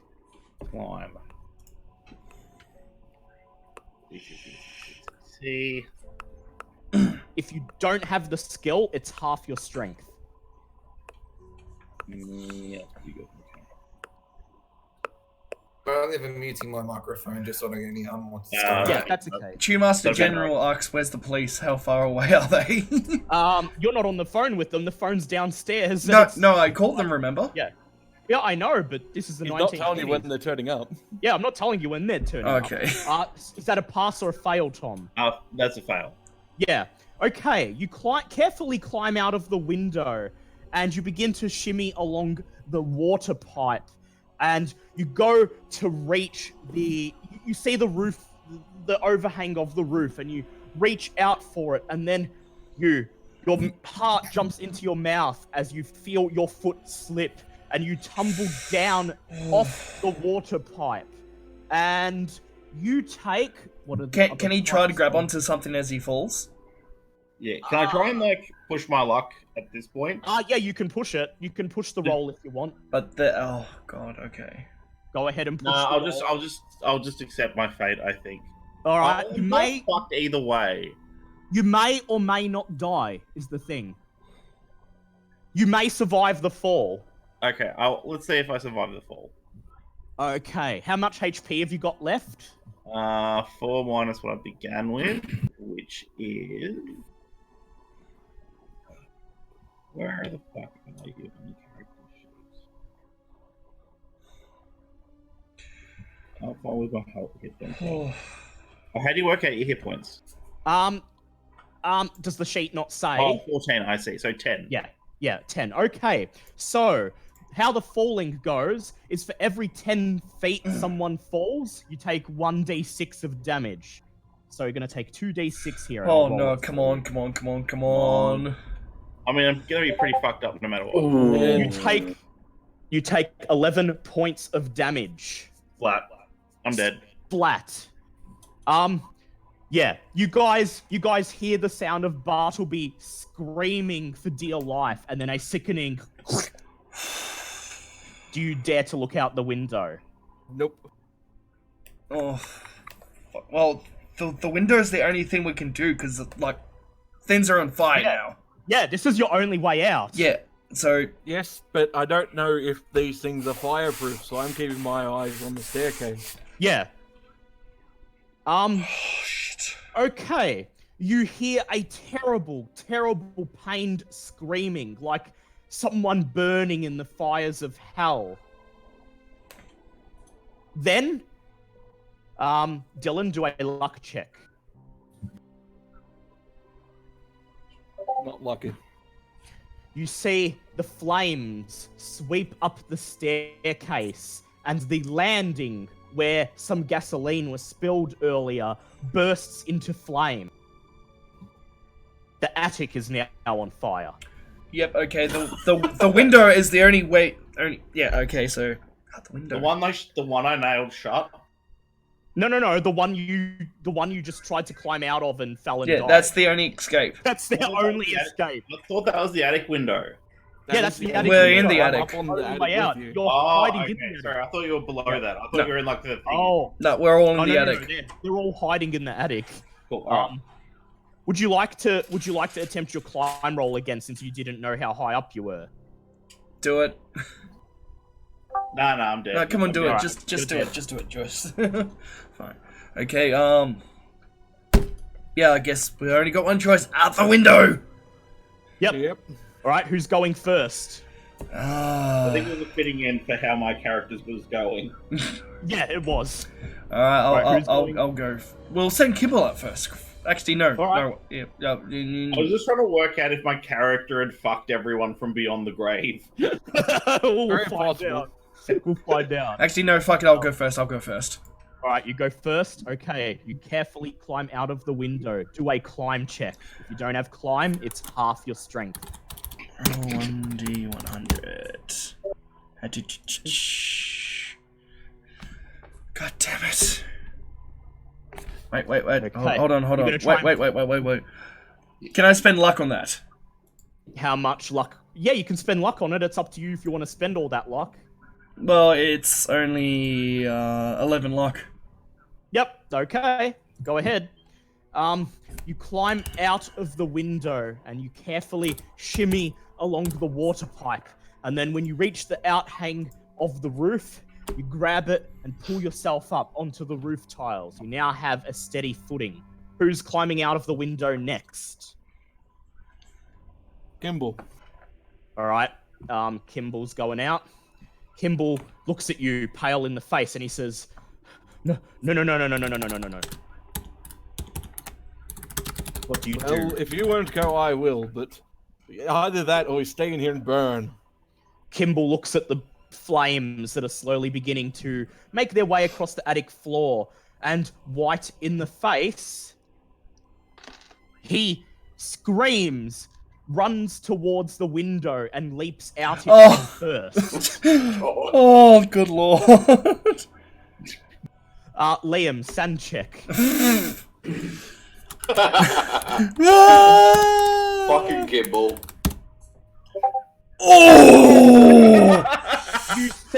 You see Kimball leaping head first out of the window below you, screaming.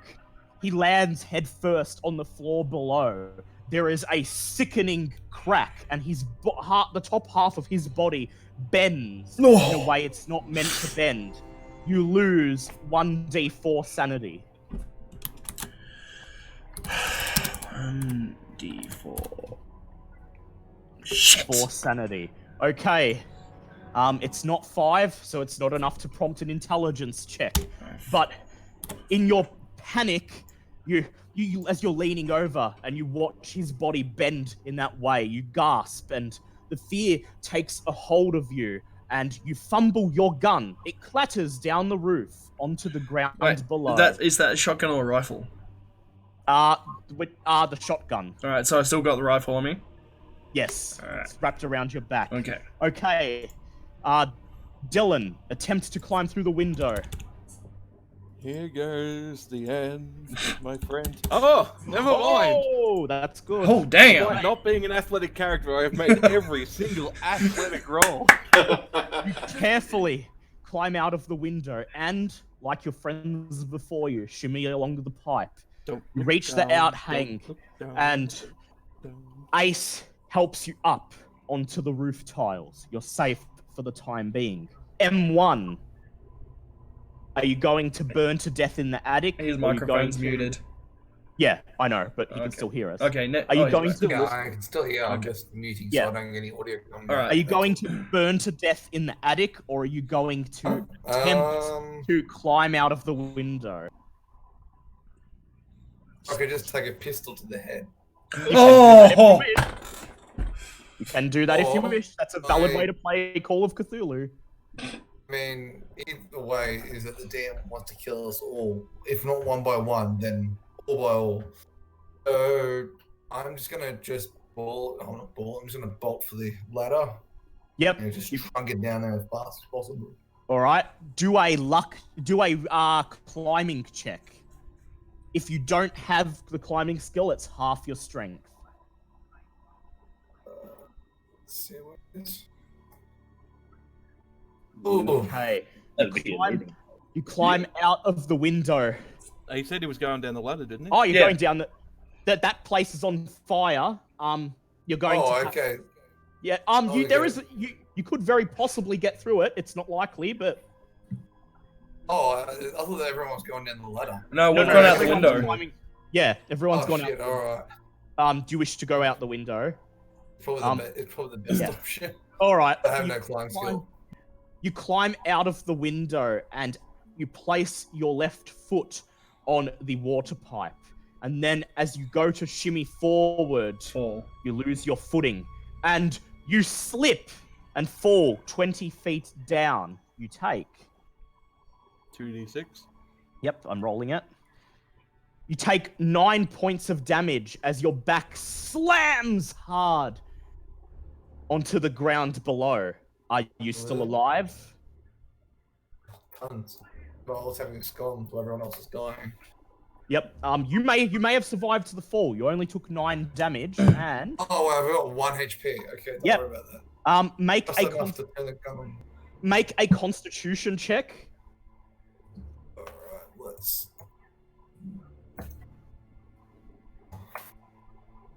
It's Yep. Constitution. Should be a pass. Yeah, it should be 50, I passed. believe. That's a pass. Okay, you managed to not pass out from the pain. Okay, you guys on the roof, what are you doing? Can we see any way down besides jumping? You could very possibly attempt to. You can either find a spot where it looks like, there's a safe landing, a soft landing Assassin's to jump Creed down into a on. haystack. Yeah, you can either Assassin's Creed into something soft, or you can attempt to climb down the opposite side of the roof. I'm gonna look for somewhere to Assassin's Creed into. All right. Assassin's Creed it. All right. Creed it. Roll spot hidden. Both of us? Got it. Just one of you needs to be successful. Okay. You quickly scan the surrounding area, and you see on the edge. You look over the edge of the roof, and in the backyard of the Kimball house, right on the border of the cemetery, there is a large pile of autumn leaves. Hey guys, I just gotta say something. I'm just imagining all the dog things just sitting back watching us going, what the fuck?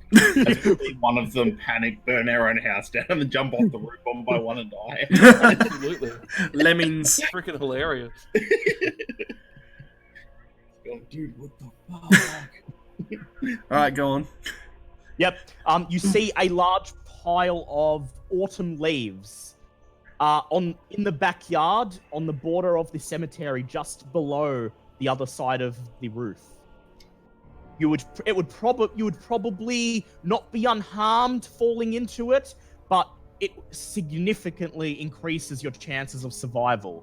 How Liam, far keep- away from the house is it? It's 20 feet down, but this will soften the blow. And yeah, how far How from far the out? How far out are you? You're just still on the roof, and this is on the other side of the roof. No, apologies. I'm trying to say, if Yeah. I tried to climb down the side of the house above the leaves, is it close enough that I would still fall into them, or is it away from the house? It depends. You could probably try to climb down and hope you fall into the leaves. It depends on your luck. So you're saying no then? No, he's saying it's a 50-50. Yeah, You're basically. saying it's a one. So, in- so he's not Yeah. saying you wouldn't plan to leave. He's just saying you're not definitely going to. Well, Yeah. I'll try and climb down above the leaves. All right. Okay. Make a climb check. I'll spend 8 luck to make that half my Yep. strength. Yep.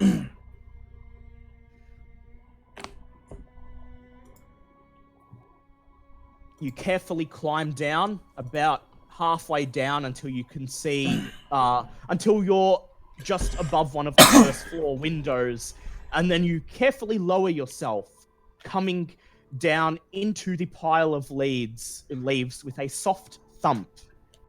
You barely feel the impact. All right, Liam, your turn. Oh shit.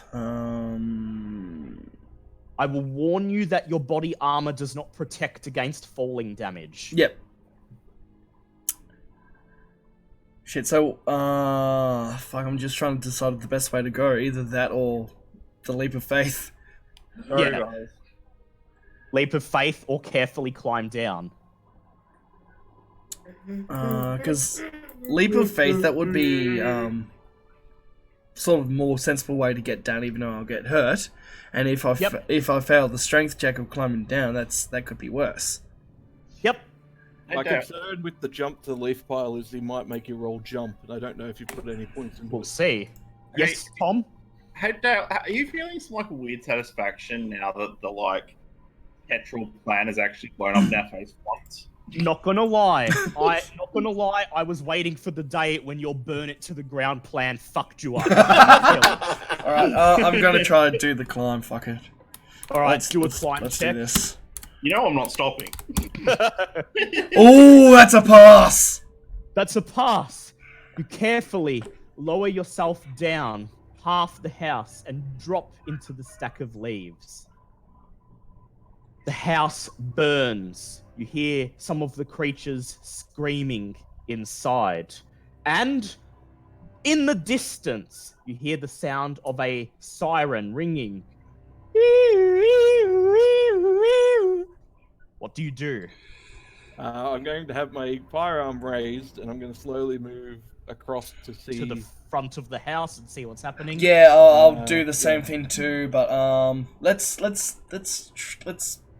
Oh, the shotgun fell on the other side of the house, didn't it? You've still got the rifle, though. Yeah, Yeah, shotgun fell on the other Yep. side. Go hide behind a tree. or Alright, something. yeah. I'll do a whole back to back thing with my rifle Yep. ranged, and as we move.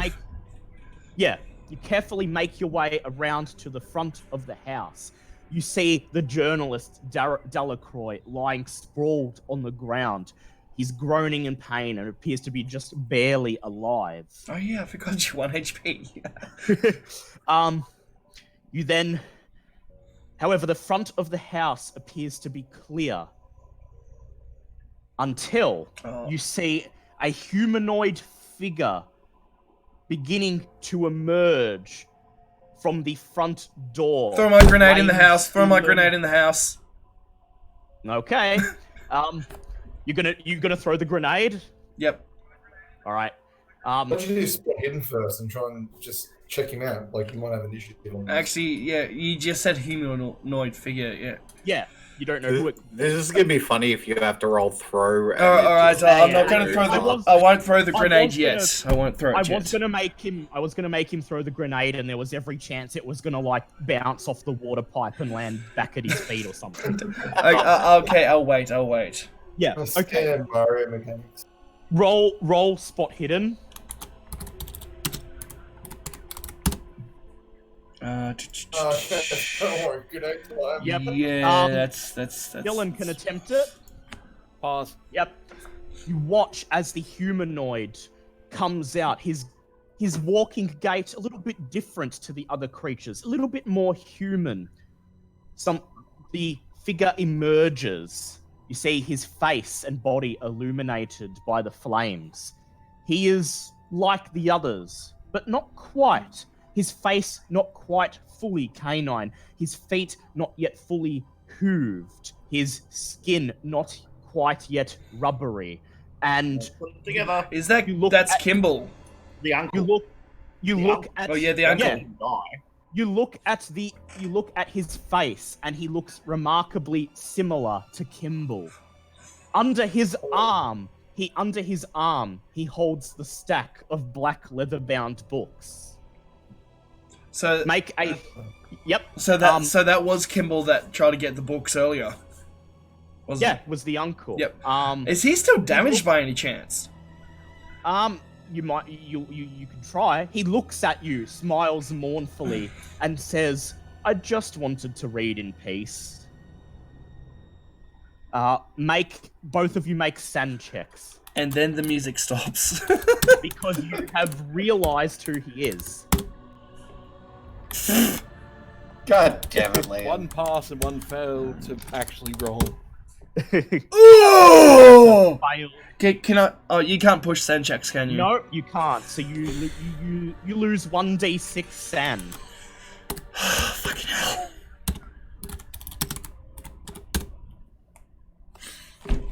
Okay, 4. That's fine. You aim your rifle at him, and in a fit of rage, fire. Do a firearms check. That's a hard pass. Yep. That's a hard pass. Okay. Roll for damage. 1d10. Wait, a D10? For the rifle. Oh wait, no, the rifle. 2d6 plus 4. Yeah. Yeah, 2d6 plus 4, right? The rifle. Do the check. Roll 1d6. Oh no, 2d6. Plus 7 plus 4. 11. Bang! Your bullet hits the mutated Kimball in the square of the chest. He falls over backwards, spilling his books across the threshold of the burning building. They immediately catch alight. He turns over, looks at the books, and begins to shriek in despair. My books! You then see, in the graveyard across the street, a mass of figures. Oh, fuck off. Standing there, watching. They're not advancing, they're just watching.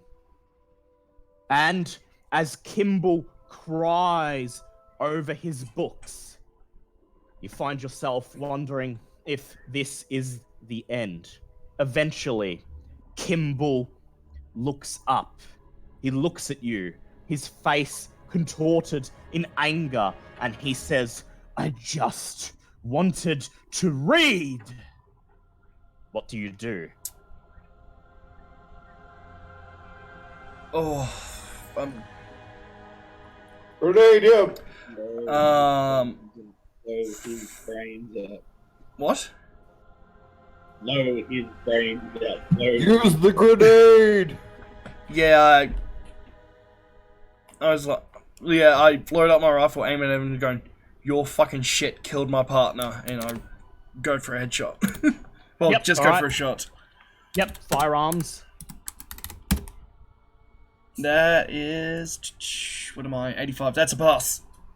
Okay, roll for damage. Not rude. 2d4. 2d6. Oh, Yeah, 2d6. Sorry. plus 4. Sorry, my bad. It's all good. You're not going to get that good of damage though now. 2d6. Oh, 11. 11. That's still not bad. Okay. You raise your rifle again. You bark through gritted teeth. Your books killed my partner. And then bang! Right between the eyes. He crumples. There is silence for a moment. Then, Dylan, do a luck check.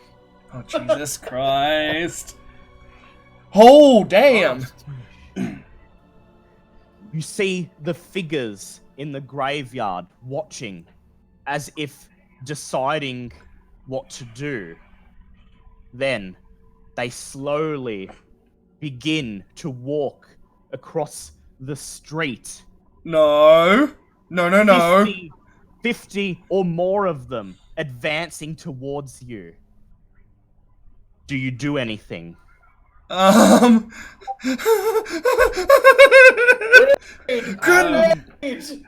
we tell which directions the sirens are coming from? No, just that they're getting closer. Yeah, okay, grenade time. Are you sure? Oh, fuck, I hate when you ask me that and I just slap myself in the nuts. Do it. Do it. Do it. Like, are they just walking and not doing anything else? They appear to just be walking. Do it. Do it. Alright, They're walking menacingly. They may not be about to attack, but they are just walking. Alright, can I just... Yep, can you just... just... Here is the roll that could possibly save your life. M1, you're just barely alive. You can see what's happening. You can see the creatures advancing. Do a Cthulhu Mythos check at 5%. Oh, God.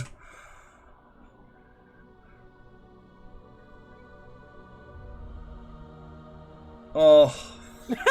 Yeah,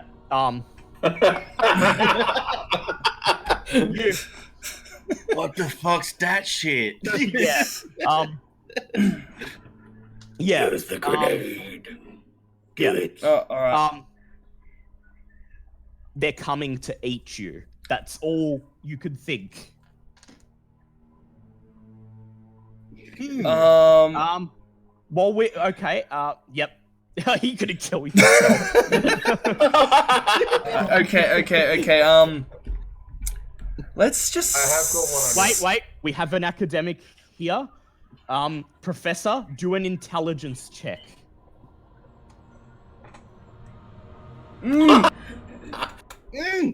Oh my God! You remember from reading the occult books that the denizens of the underworld merely... You remember a specific passage from the occult book. It reads, once an individual has deigned to become a member of the underworld, the others are but his family.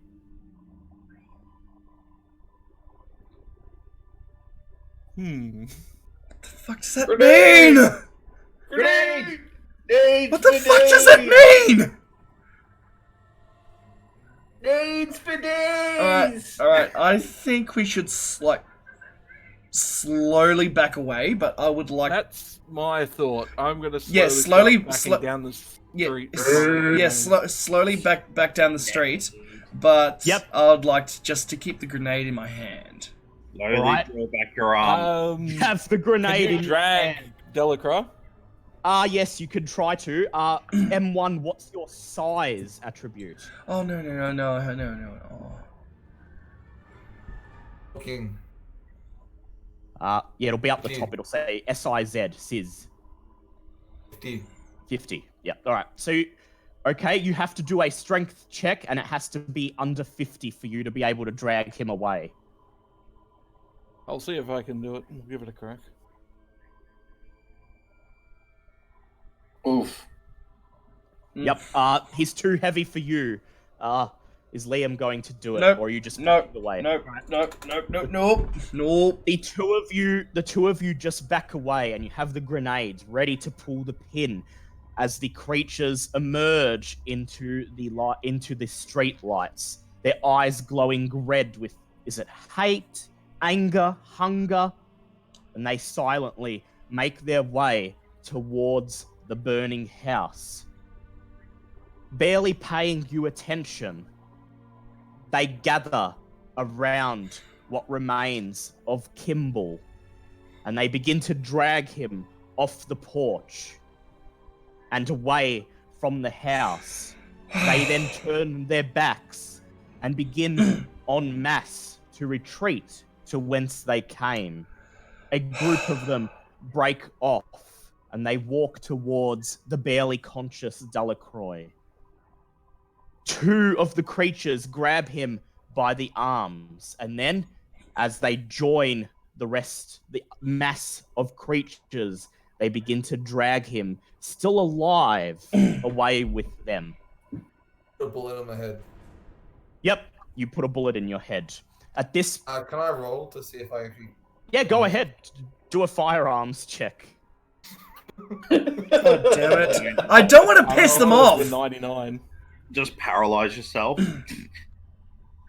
No, 11. that's a Thank good God hit. I actually passed You- that. I was You killing grab myself. your revolver. Can I just look away from all this?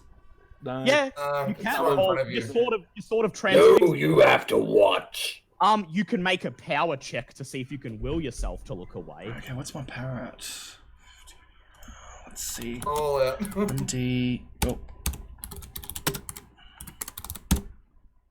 Yeah, okay. Yep. Yeah. I'll also try and look away then. Yep. Oh, damn. Yep. Your Okay. rolls, holy shit. You're a pro at not looking at things. Roll is good. Both Roll of you. is terrible. Both of you force yourselves to turn away and just watch as the flames engulf what is left of the Kimball house. Behind you, you hear bang, a solitary gunshot, and then the shuffling of hundreds of feet as March to the return beat. they return to the graveyard. Then, after a That was few fun. minutes, everything is silent, save for the crackling of the flames. You turn around, and the mass of creatures is gone.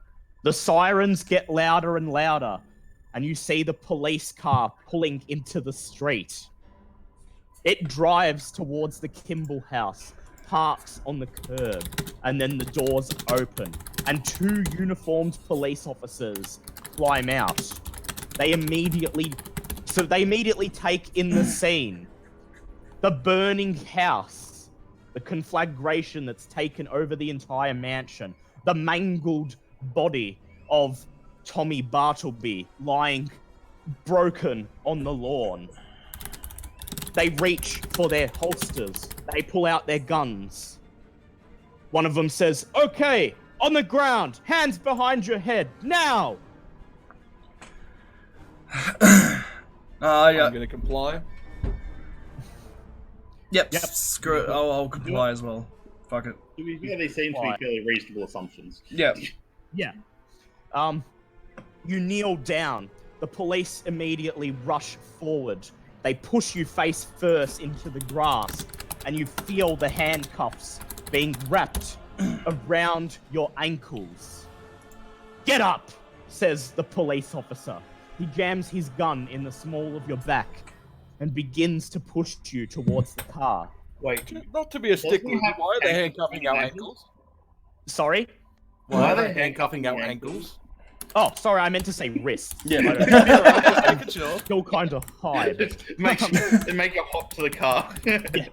Yeah. Do you guys comply? Yes. Yeah. Hop. Yeah. Okay. Yeah, comply, but like, I'm just like going, where the hell were you guys about half an hour ago?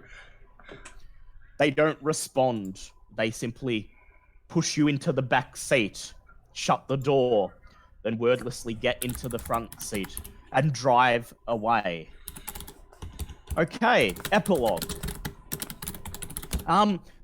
So the police attempt to, the police lock you up in a cell for that night, and the next day you are brought out and are charged with arson and the murder of you are charged with arson and the manslaughter of Thomas Bartleby,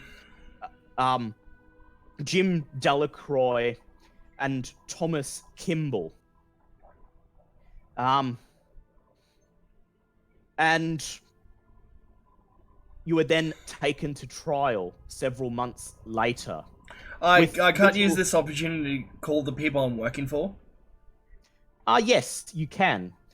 They Sorry, don't worry. Yeah, you can try to call. And in fact, you do the day before your trial. And they simply say, "We'll see what happens." Oh. Then you were tried for your crimes, and with nothing to say in your defense except the truth, the case is very easily framed against you. The jury is unanimous. You were both found guilty. What? You were both found guilty of your crimes, and the judge sentences you to... No, don't say it. Don't you dare say it. Do not you dare say it. You are both sentenced to 17 years behind bars for what happened. However, okay, both of you make sand checks. I have to say, welcome to Delta Green. Yeah, welcome to Delta. Crap, that's D10. Yeah, and you both passed. No. Roll an actual dice first. Oh yeah, yep. Can I push that? For the love of God, can I push that? No. Push a sand roll, you can't. Oh crap. And Iceberg Okay. Mike, welcome. Thank you for the sub. You lose 1d6 sand. God damn it. I'm really failing these sand checks. 1d6 was it? Yep. Oh, fantastic. Okay, you two spend first a few days, then weeks, then months in jail. You try not to let it get to you. You contemplate hanging yourself in your cell a few times. The days go by, the months go by, and before you know it, you've been behind bars for almost 2 years. Then, one day, a guard raps on your cell, and he says, "You two, you got a visitor." Do you follow him? Yep. He leads you down the hallway into an interrogation room, and both of you clad in orange jumpsuits with nothing to use in your own defense. You're forced into the hard metal seats. Oh no. Where sitting across from you is the suited man who recruited you. He looks at you and he says, "That was an interesting defense you had during the trial. What do you have to say?" Well, oh yeah, I just told the truth, didn't I? Yeah. What?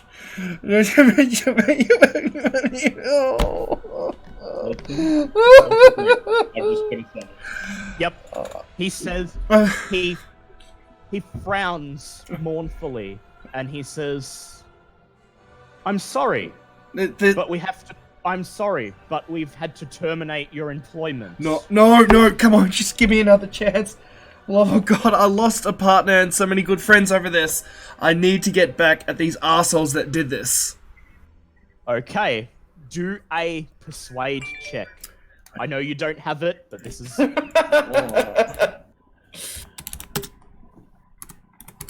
Come on, please. What's 60 get me? What's Is it half your charisma? What's Or what? is Is it half your appearance? Appearance is... Well, I mean, your appearance would have to be 120. 40. Okay. The man sighs, and he says, don't bother yourself with that. We'll have other agents on that soon enough." He then nods, and in your last moments, you feel the barrel of a handgun being placed at your temple. Then the click of a trigger, and you're both dead. Oh, why? Big constitution roll to see if it goes. Can I make a sand check for myself? Both been shot in the head. No sad checks. Roll 1d100. Okay, yeah, you can do a sad Oh check. look, I'm completely insane. Woo! Yep. Yeah, no. It was all just Delta a Green. dream. The first thing you learn: always lie. I Yeah. did actually Never pass told the the truth. truth. Yeah. Well, The truth is what you're Because it's going protecting on. the public from. well, Yeah. Well, you said the trial went off and I just told the truth. You didn't give us a chance to do anything. Well, because I was, you had nothing else to say in your... And you did, when you were asking questions, you were talking about creatures and disappearances, and you told the police detective that there were creatures coming out of the graveyard. Which would have been enough. However, Professor, beside you... Wait, what? Professor's alive? Professor has not been shot yet. Wait, what? He's next. Oh, You watch as a guard puts a pistol to the back of Ace's head and blows his brains all over the interrogation room. The government man frowns and he looks at you and he says, You were never inducted into the agency. I can't very well punish you for breaches that you weren't even aware of. He says, but I must ask of you, if you forget what happened here today, and the time comes when you are once again a free man, and we call upon you for your assistance, will you accept the call? I will. Be afraid to say hi.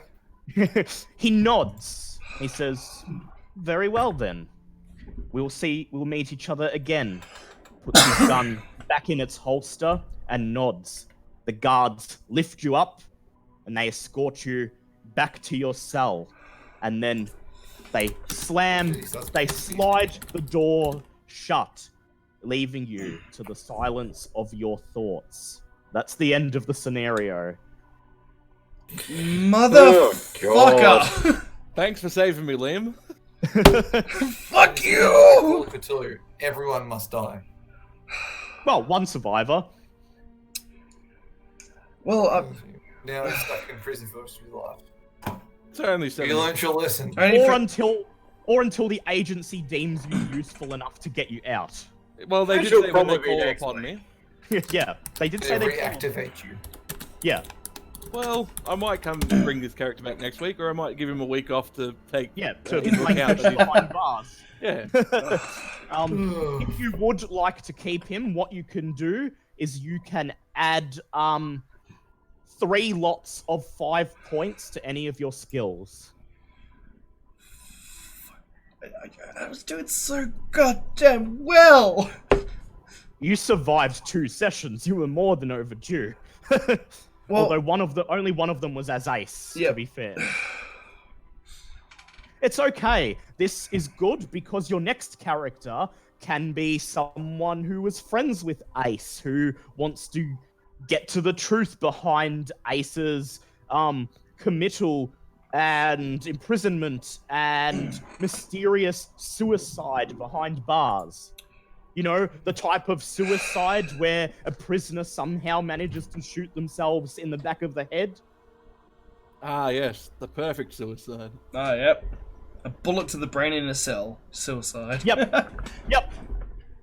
You could play a character who wants to get to the bottom of that. And M1's character technically didn't die, but the ghouls, well, they probably won't let him ever. Well, he shot himself in the head. Yeah, well, yeah, he did. That's what I forgot. I was gonna, if they. You were gonna say, he just got dragged into the thing, but no, he shot himself in the head. No, he did shoot himself. I remember now. Yep. God damn it. No, I did clearly shoot myself. It was the only one thing that actually gave me any dignity to do. Well, I think tonight. I regret not pulling the pin on the grenade. I think tonight's been a rousing success. We've had. If I didn't have horrible luck tonight, my character would have been much cooler. I actually liked the way my luck went. Yes, I failed every roll at the start, but then I could not fail. Tom, just gonna say, you indirectly killed everybody. Yes, I know. Thanks, Tom. Thanks, Tom. You bastard. And I, as someone who's had to deal with an entire Delta Green campaign of his character burning shit and calling airstrikes on everything, I am very, very happy that it turns out this way. Well, I think this has been a rousing success. We've had people in the stream staying the entire time. One of them hasn't gone to pee because they don't want to leave the story. And now they're just saying mad props to the DM. Good job. Thank you very Indeed. much. Mad This props to was the DM. a scenario in the Call of Cthulhu starter set called Paper Chase. It's designed to be a easy introduction to the game for 1 to 2 Yeah, players. easy. Yeah, I know. Easy for 1 to 2 players. Well, Yeah. well, I dare say it would have been better if I didn't do that bad roll and ran down the mausoleum. Yeah, True. that pretty much got Matt's character killed, and that's the thing with Call of Cthulhu that everyone needs to understand. It's not necessarily your own rolls or your own choices that will get you killed. No, And- it's just everything going on around you. And can Yeah. I just say, I'm a... Oh, In all fairness, Thunderpowers, thank you so much for the follow. And can I also say, I'm a mad shot with a rifle and a shotgun. Yeah, yes, you are. Too bad your next character will have to build it up from scratch again. Yep. Yep. But at least just- you can drop your 70 in it. Just for clarity, Yep. the skills I upped were I added 5 to my rifle because I shot some stuff. Yep. I added 5 to my first aid because I watched a lot of people die. Yep. And I added 5 to my climb because apparently cardio and climbing is important. Yeah. Well, seem to have done well. Oh, God. Yeah.